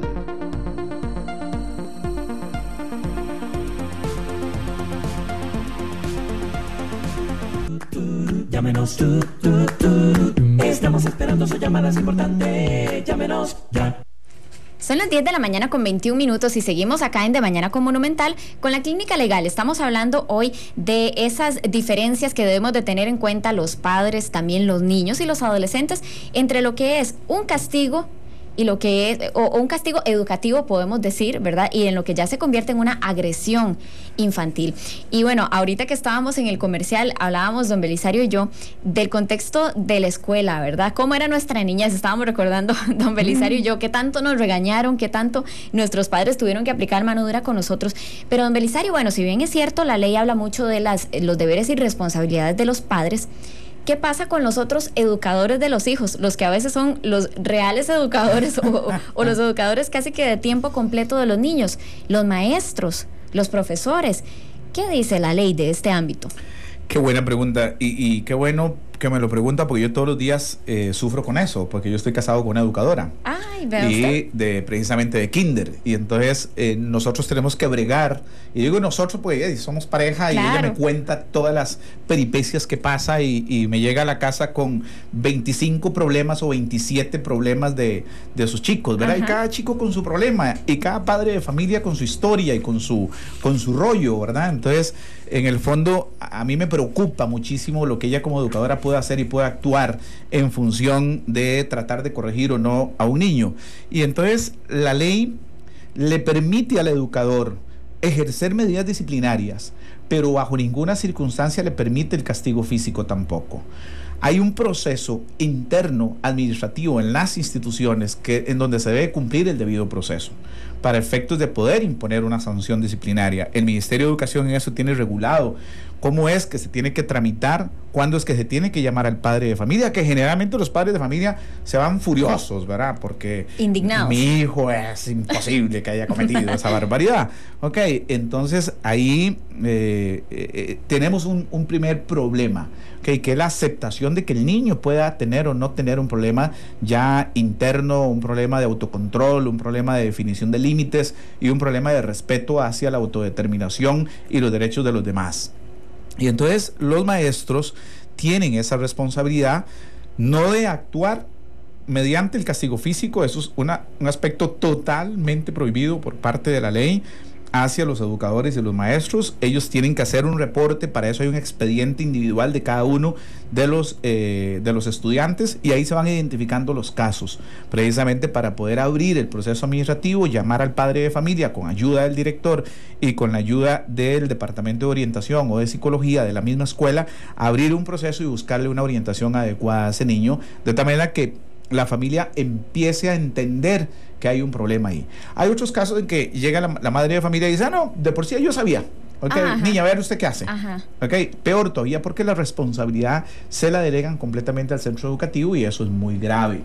Ok, porque entonces en la casa ya la mamá tiró la toalla y entonces le dejó toda la torta y toda la responsabilidad a la niña. Y si la niña toma acciones y intenta poner límites, entonces a veces hemos tenido casos de mamás que dicen, si usted se sigue portando mal en la casa, se lo voy a llevar a la niña tal para que, para decirle tal y tal y tal cosa. Y entonces ese tipo de trato genera entonces una animadversión hacia el educador, ¿verdad?, hacia el maestro, que es muy peligroso. Pero en consecuencia, maestros y maestras que me escuchan, no pueden bajo ninguna circunstancia aplicar la violencia física, bajo ninguna circunstancia. Tienen ni el trato humillante. Si no pueden agarrar al niño y ponerlo en una esquina allá contra el basurero, o agarrar al niño y que barra todo durante el recreo, como lo hacían antes. A mí me agarraban porque yo era zurdo y yo escribía con la zurda, y me agarraban con tiza, borradores y reglas. Yo estaba escribiendo con la zurda y en todo otro, y lo que sentía era el borrador, la tiza o la regla encima de la cabeza, y además con una nota al padre de familia, ¿verdad?, porque era anormal lo que el niño estaba haciendo, y entonces mi papá me agarraba con la verga toro y terminábamos, al punto que me obligaron a escribir con la derecha. ¿Y ahora usted es entonces ambidiestro, no? Bueno, no soy ambidiestro, pero escribo con la izquierda, escribo con la derecha, pero me encanta y me sale más bonita la derecha con la izquierda. Vea que hay que cosas. Okay. Bueno, es que antes de verdad que se aplicaba la mano dura y muy dura. Pero don Belisario, verás que sigo yo preocupada y poniéndome en la posición de los educadores para hacer esa contraparte, ¿verdad? Y esto, por supuesto que hacemos la aclaración que defendemos y apoyamos absolutamente la ley que protege a los niños y a los adolescentes, pero a veces los niños y en un grupo escolar o incluso colegial deciden hacer alguna reprimenda contra los profesores, y si se genera, por ejemplo, una querella, imaginémonos un juicio, alguna cuestión, un proceso en donde un educador tenga que defenderse porque un niño le acusa de haberle agredido verbalmente, ¿cuenta ahí el testimonio de los compañeros siendo menores de edad? Claro, porque son los que están más cerca del sitio. Es una situación por eso sumamente delicada para los educadores. Y yo, desde como asesor legal de una educadora, en este caso de mi esposa, ¿verdad? Claro. Que todos los días que nos sentamos, la conversamos, le hablamos. Lo primero, el tema hay que abordarlo desde el principio. No hay que dejar que eso crezca. Desde el primer momento que hay una sintomatología que represente que estamos en presencia de algo, hay que reportarlo a la dirección, reportarlo a los padres de familia. Perfecto. ¿Y si los niños o adolescentes están mintiendo?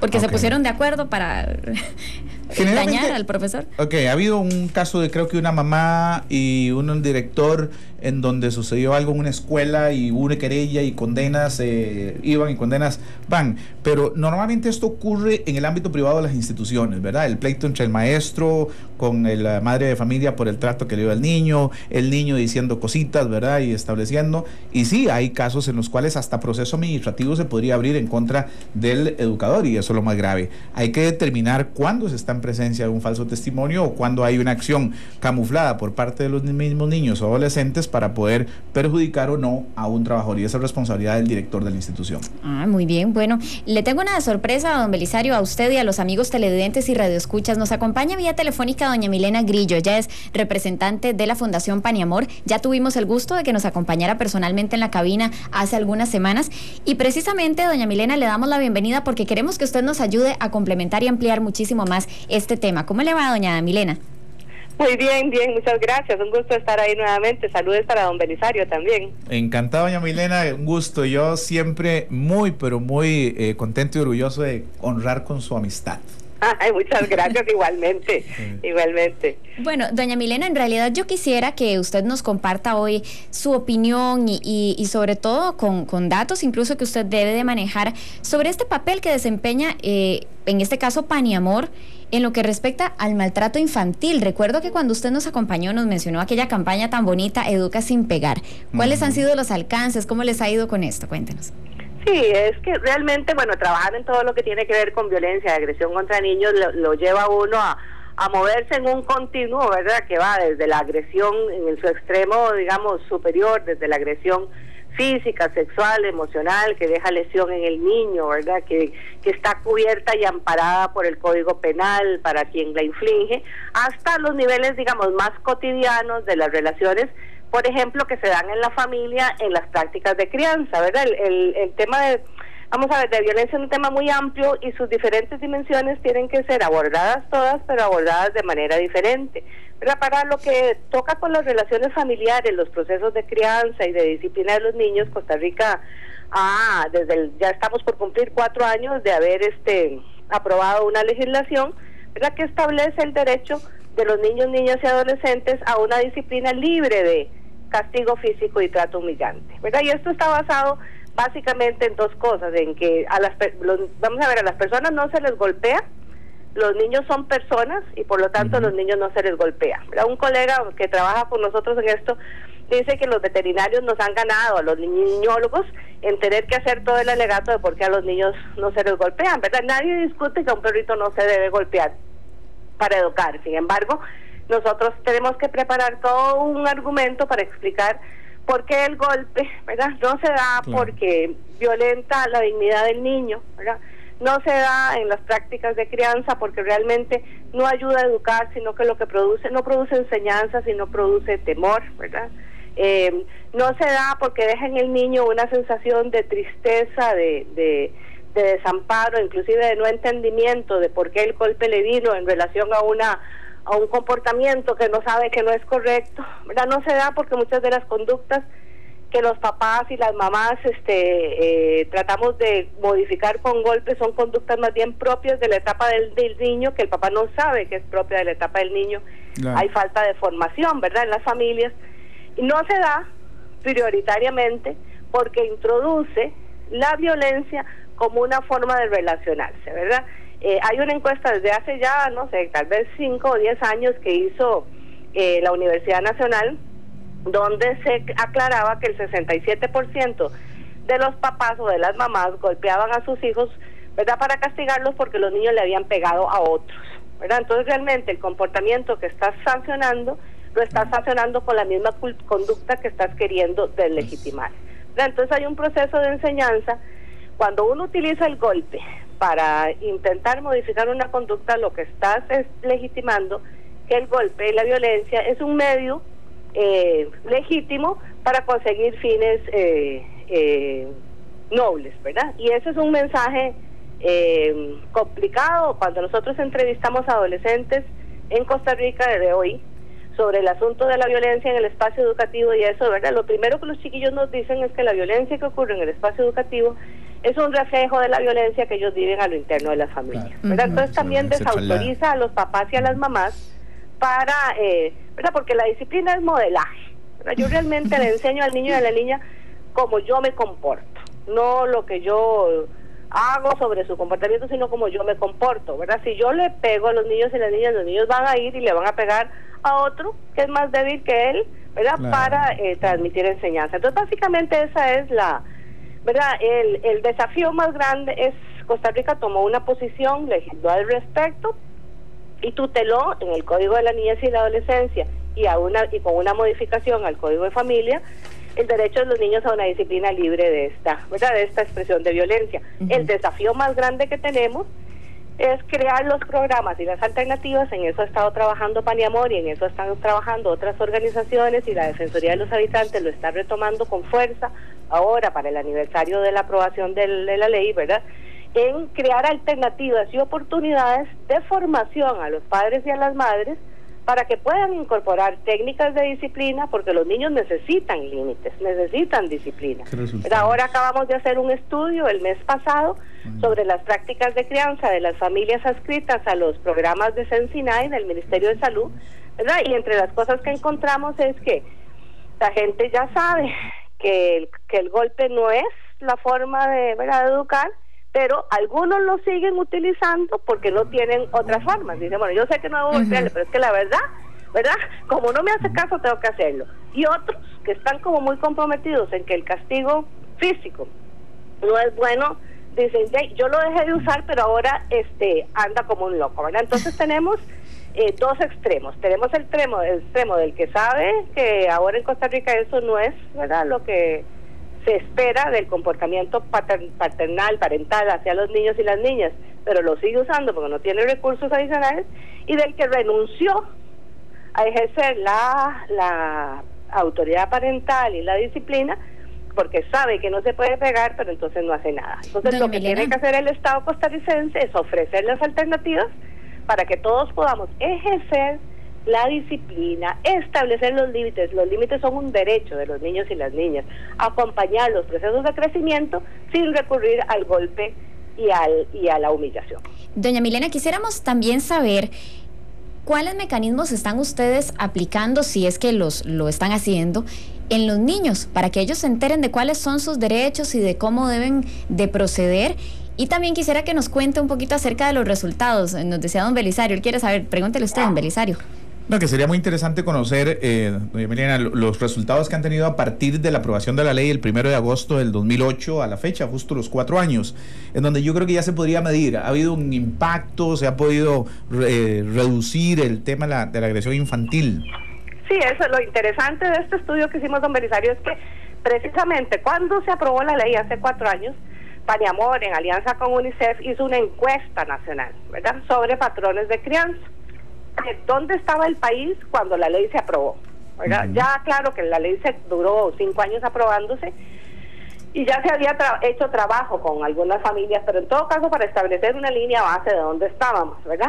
Ahora lo que nosotros tenemos, la idea de hacer esa línea base era el que el país pudiera, a 5 años de la legislación, hacer otra encuesta nacional y medir el cambio, ¿verdad? Nosotros hicimos esta encuesta, que no es nacional, este estudio que hicimos el mes pasado, que es sobre una población específica, la del programa Sensinay, precisamente para establecer la línea para el que el Ministerio de Salud pueda medir el impacto, porque el Ministerio de Salud está trabajando intensamente con las poblaciones adscritas a este programa en promover, digamos, en la erradicación del castigo y en promover otras prácticas de crianza. Entonces, para que ellos tuvieran. La diferencia que encontramos entre lo que se hizo nacionalmente y lo que se hizo ahora es ¿cómo le puedo decir? El entendimiento, la apropiación por parte de los padres y las madres de que el golpe no debe ser, ¿verdad? Que es como lo que los psicólogos llaman el sentirse en falta, el saber que si lo golpean, pues no debía haberlo hecho, ¿verdad? Ya no hay tanta esa justificación, ¿verdad?, de que eso es lo que me toca hacer. Lo que encontramos en esta encuesta para la población que miramos, que no es la población nacional, es que no cuentan con las herramientas para hacer la disciplina alternativa y que se produce lo que acabo de comentar, ¿verdad? Algunos siguen usando el golpe aunque se sienten mal al respecto y otros dejan de disciplinar. ¿Por qué no se ha dado eso? Porque la ley mandata a las instituciones públicas a abrir los programas y las alternativas de formación a padres y madres para que usted y yo y todos los demás podamos aprender, ¿verdad?, cuáles son las formas de técnicas de disciplina que son efectivas en los niños para enseñarles una corrección de comportamiento. Eso no se ha dado, ¿verdad? Entonces realmente cuando no se ha dado, pues las familias nosotros hemos venido trabajando con el programa Sensinay en Paniamor y ahí hemos hecho una intervención ahí, pero la mayoría de las familias están todavía muy solas tratando de lidiar con esta modificación, ¿verdad? Entonces la ley se aprobó, ¿verdad?, pero la ley lo que establece es el marco legal formal.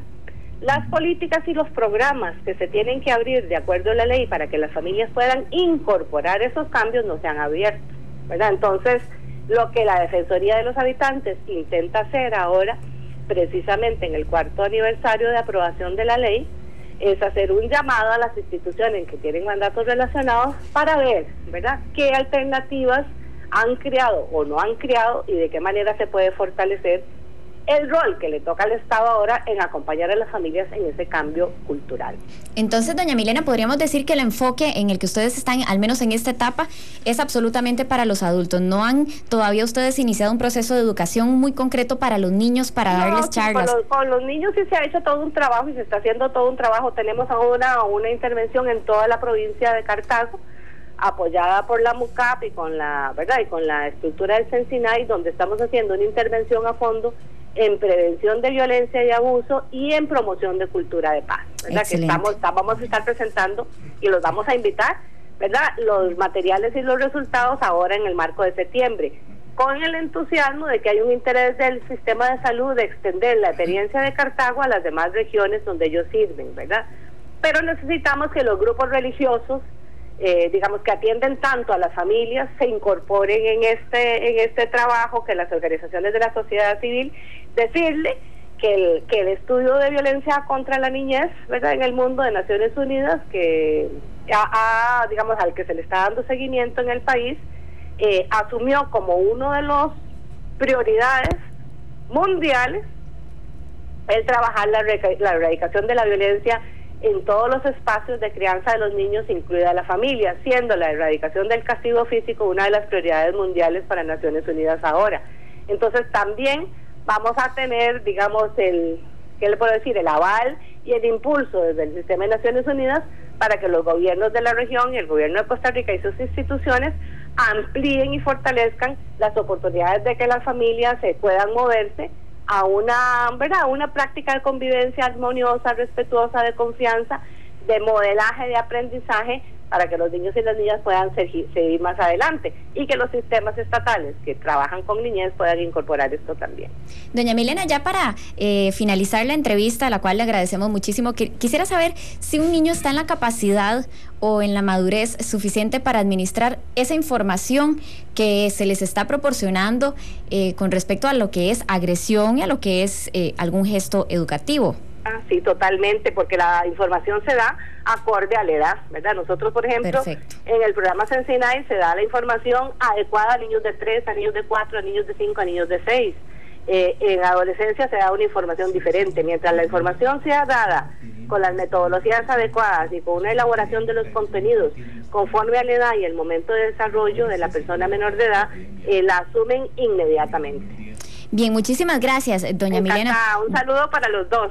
Don Belisario me comentaba aquí una cosita, pero la vamos a seguir conversando nosotros. Le agradecemos muchísimo. Ella era doña Milena Grillo, de la Fundación Pan y Amor, y don Belisario me decía, será como una epidemia esto, ¿verdad?, de la agresión infantil. Bueno, los datos que proporcionamos al inicio del programa nos mostraban un poco el panorama de cómo está la situación en el país. Sin embargo, no podemos dejar de lado la posibilidad de que esto crezca, ¿verdad, doña Milena? Natalia, no, definitivamente, porque hoy hemos conversado, por lo menos conmigo, lo que tiene que ver con las prácticas de crianza y el castigo, pero en la situación de violencia, digamos, abuso y agresión que denuncia el Hospital Nacional de Niños, ¿verdad? Nosotros tenemos 200, el país, no Pan y Amor, el país tiene 222 llamadas diarias al 911 de situaciones de violencia intrafamiliar, ¿verdad? Eso es donde queda lesión, donde se produce daño para los niños, para la mujer, para la familia en general. Eso es un problema que el país tiene que asumir, ¿verdad?, realmente con toda la propiedad, con todo el trabajo, con la acción articulada de todas las instituciones, porque eso es lo que está produciendo esta epidemia. La cantidad de problemas que la sociedad costarricense está enfrentando ahora. Perfecto, doña Milena, muchísimas gracias. Bueno, un gran gusto, buenos días. Que pase buen día. Bueno, don Belisario, tenemos tarea pendiente todavía porque hay varias consultas que nos han ingresado a través del Facebook. Una de ellas es la de Eve Salas.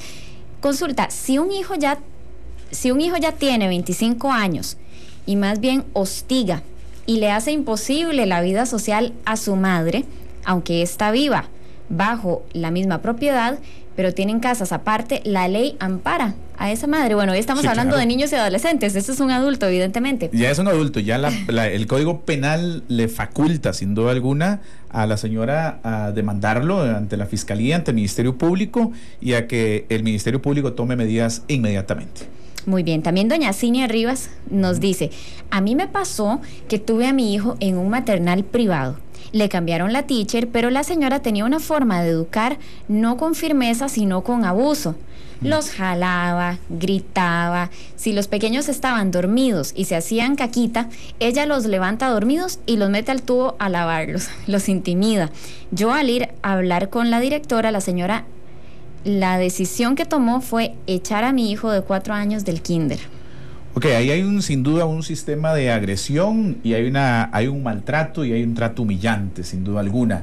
Me parece que lo correcto en ese caso por parte de la señora es denunciar ante el Ministerio de Educación Pública a efectos de que puedan hacer las inspecciones respectivas y ojalá comunicarle al resto de los papás que tengan hijos en ese centro para que se determine si estamos o no en presencia de un maltrato sistemático. Hace precisamente 10 días me tocó atender un caso en un centro dedicado a atención a niños, en donde precisamente la tía, entre comillas, ¿verdad? La tía del hogar, del hogarcito. Ajá. Ese, ¿verdad? La encargada, agarraba a una niña todos los días a moquetazo limpio y a humillarla y además decirle, si usted dice algo, le va a ir peor, ¿verdad? Entonces hubo que despedirla sin responsabilidad patronal, precisamente derivado de ese trato cruel y ofensivo que estaba haciéndole a la dignidad de esa niña. Bueno, yo creo, don Belisario, que el panorama que nos comentaba doña Milena, no solo a nivel de Costa Rica, sino a nivel mundial, es lindísimo, es muy alentador en cuanto a los esfuerzos que se están realizando, ¿verdad? De cómo se está educando a los padres para que tomen otra línea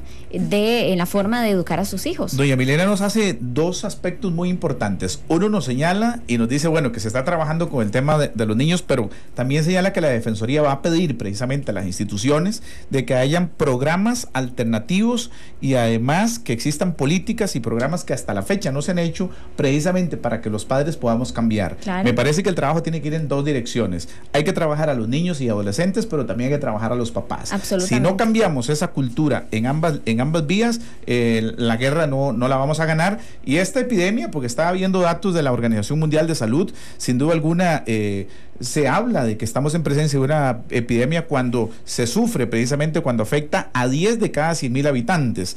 Y en Costa Rica, imagínense que hay 4 o 5 niños afectados y atendidos por el Hospital Nacional de Niños. Entonces, en mi opinión, sí estamos en presencia todavía de una epidemia importante y que hay que hacer este esfuerzo como lo hace Pan y Amor y lo hace el PANI y lo hacen muchas instituciones en beneficio de las niñas. Claro. También otra consultita, don Belisario. Don Vladimir Zúñiga dice, así como dice el señor Belisario que los padres de familia deben buscar ayuda cuando no logran controlar a sus hijos, ¿pueden esos padres buscar ayuda para ser mejores padres? Lo dice la ley. Sí. El problema actual es cuando los padres dejan hacer de todo a sus hijos. ¿No es esto incumplir con la ley también? Sí, qué bueno eso que me dice el caballero. Don Vladimir Zúñiga. Vladimir, mira qué importante, porque precisamente el juzgado de familia de Goicoechea fue uno de los primeros que logramos implementar ahí, los que estábamos litigando el tema de las escuelas para padres. Y obligamos precisamente en los temas de conflictos de relaciones interfamiliares de que no se le podía conceder un régimen de visitas al papá si no se sometía primero a una escuela para padres. Había un caso que me tocó llevar hace muchos años, precisamente donde nosotros luchamos, que estábamos de acuerdo en que el niño se relacionara con el papá, sí y solo sí, primero el papá pasara durante un periodo de 6 meses, 4 meses por una escuela para padres, que pudiera conocer cuáles eran los alcances de esa paternidad responsable y se pudiera aplicar. Y ya casi todos los juzgados tienen eso. El PANI inclusive desarrolla programas, creo que el Hospital San Juan de Dios y el Hospital Nacional de Niños desarrollan programas en donde usted como papá o como mamá van a ser capacitados, van a recibir formación por parte de psicólogos y trabajadores sociales y eso los permite a uno enfrentar con un mayor sentido de responsabilidad. Entonces me parece que Vladimir está dando como en el punto, ¿verdad? Qué bueno. Bueno, también don Manuel Vargas nos dice, ¿hasta dónde se pueden permitir medidas correctivas a niños y jóvenes por faltas de disciplina en un centro educativo? Y que se les regañe y grite en público. Muchas gracias, nos dice él. Bueno, eso es trato humillante. Lo mencionamos. Recuerde que cada centro educativo tiene que tener, y a mí me pasó hace 3 meses un caso en un centro educativo privado, en donde precisamente el niño se asustó, le mandaron boleta y se asustó, pero no ejerció el derecho de defensa. Y en el centro educativo hay un reglamento disciplinario. Todos los centros educativos tienen un reglamento disciplinario y tienen que respetar el debido proceso. Puede ser de que el niño haya cometido una irregularidad, pero la sanción tiene que ser como consecuencia del debido proceso. Si fue que le faltó el respeto a la maestra, si fue que le faltó el respeto a una compañerita o un compañerito, se denuncia el caso al maestro. El maestro tiene que iniciar el proceso administrativo como corresponde, se llama al papá, se llama a la mamá, se evacúan los testimonios y después la institución aplica el castigo correspondiente o la medida coercitiva. Ese aspecto de llamarle la atención en público es trato humillante, es un trato que no es el permitido por la ley. Muy bien.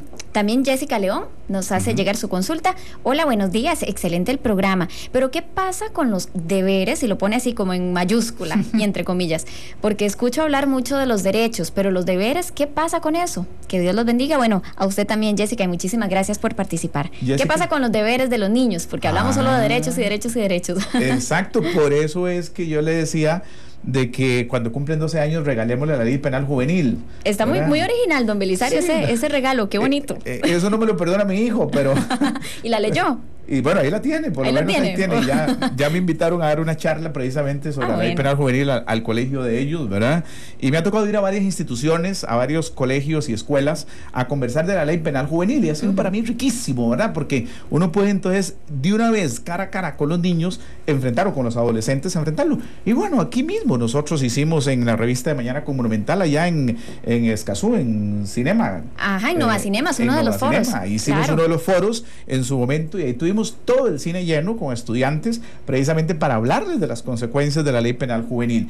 Y sí, es necesario hacer un esfuerzo importante, que los papás hagamos un esfuerzo importante de poderle transmitir de una manera civilizada, tranquila, cómo es que los niños tienen que entender que tienen deberes y que tienen el deber de educarse, el deber de respetar a mamá, papá, de respetar a los adultos, el deber con la educación, los deberes consigo mismos, los deberes de obediencia. Eso lo dice el Código de Niñez y Adolescencia. Código de Niñez y Adolescencia como declaración de principios está muy bien planteado. El tema es que hay que leérselos, hay que decírselos. Por eso decía ahora que ya viene el Día del Niño, el 9 de septiembre, que aquí podemos desarrollar una muy bonita campaña para poder desplegarle a los muchachos y a las muchachas y decirle, bueno, estos son los deberes, chicos, a ver, por favor, negociemos. Yo también tengo deberes como papá, pero ustedes tienen deberes como hijos, ¿verdad? Negociemos y sopesemos, pongamos en una balanza los deberes que ustedes tienen más los deberes que yo tengo, y esos deberes vamos a trasladarlo en el sentido de que a cada deber hay un derecho,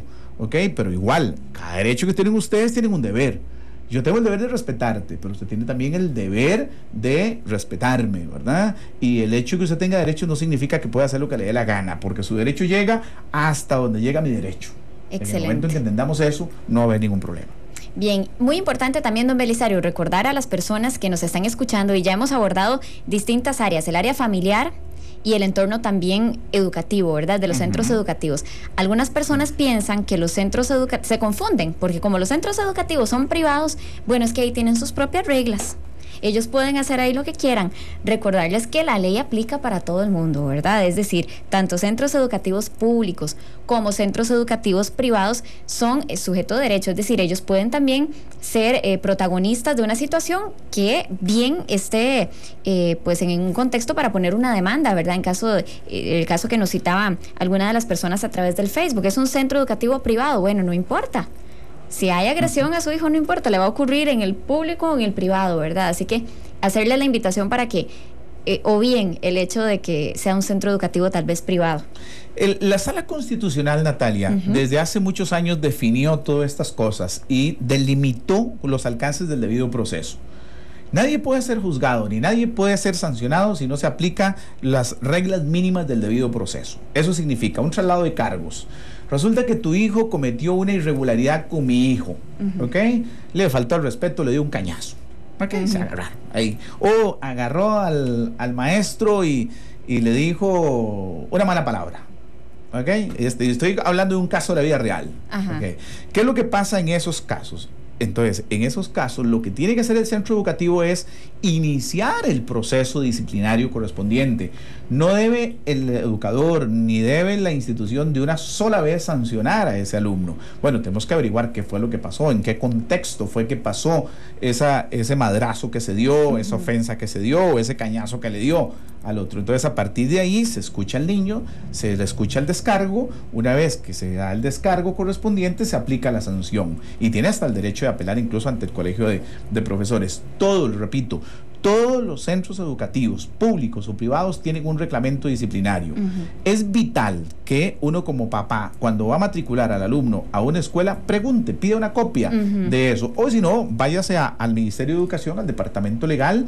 Ahí creo que está también la licenciada Rocío Salas, creo que la psicóloga que tiene que ver con todo esto, y ellos tienen un manual de procedimientos. Ese manual de procedimientos todos tenemos que saberlo precisamente para poder ir a ejercer ese derecho respectivo cuando un hijo nuestro se vea en una situación de abuso o de agresión, ya sea por parte de un compañero, por parte del maestro, por parte de la directora.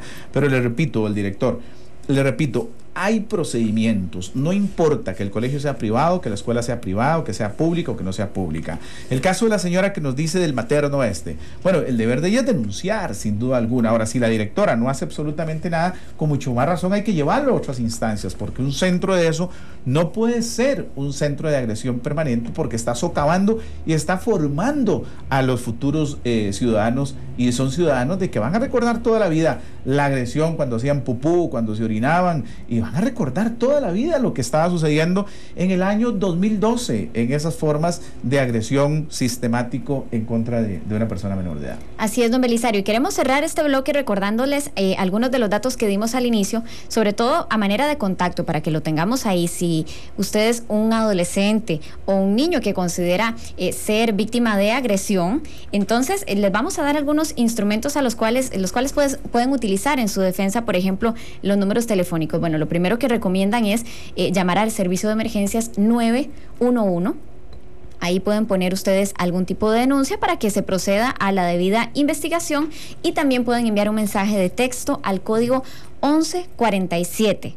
Código 1147. Finalmente pueden llamar de forma gratuita al número 800-226-2626. De igual manera, si usted tiene algún vecino, algunas personas cercanas, que no necesariamente usted sea el protagonista de una situación de violencia infantil, pues puede denunciarlo por estas vías. Don Belisario, muchísimas gracias. No, yo creo que es un tema que nos tiene que llevar muy profundamente a la reflexión. Natalia, estamos creando los ciudadanos del futuro, estamos creando a los hijos o hijas que nos van a ver cuando seamos adultos mayores. Todo lo que nosotros le hagamos a un hijo, le hagamos a un niño o le hagamos a una niña, lo vamos a pagar en el futuro. Esas consecuencias de la desintegración del hogar, esas consecuencias que, si bien pueden escaparse hoy día al juicio de un ministerio público, al juicio de un juez, no se le van a escapar de la mente de esos niños, y esos niños van a quedar marcados, y el día de mañana es cuando ellos van a pasar la factura, y eso es lo más triste y lo más doloroso. Así es. Muchísimas gracias, don Belisario, por habernos acompañado, y que tenga una feliz semana. No, a la orden, encantado, y no se pierdan el tema de hoy en 8, ¿verdad? Porque va a estar lindísimo como siempre. Okay. Bueno, gracias a ustedes, amigos, por habernos acompañado. Como bien lo decía don Belisario, bueno, hay un futuro muy importante en los niños, pero la niñez es el presente de ellos, así que vamos a hacerlo de la mejor manera. Que pasen un feliz día, una feliz tarde, y nos encontramos mañana, si Dios lo permite. Se despide su servidora Natalia Monge Quiroz, deseando que disfruten bastante. El abogado Belisario Solano es experto en temas de familia. Su oficina se ubica en Cartago Centro, edificio Agricultores Unidos. También lo puede localizar en el teléfono 2551-5122.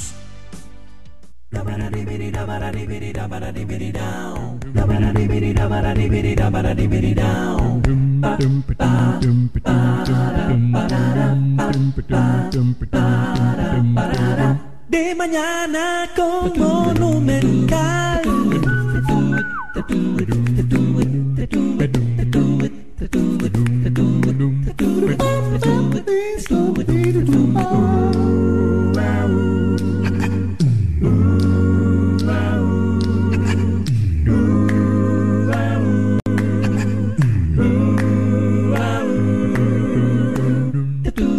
De mañana con Monumental.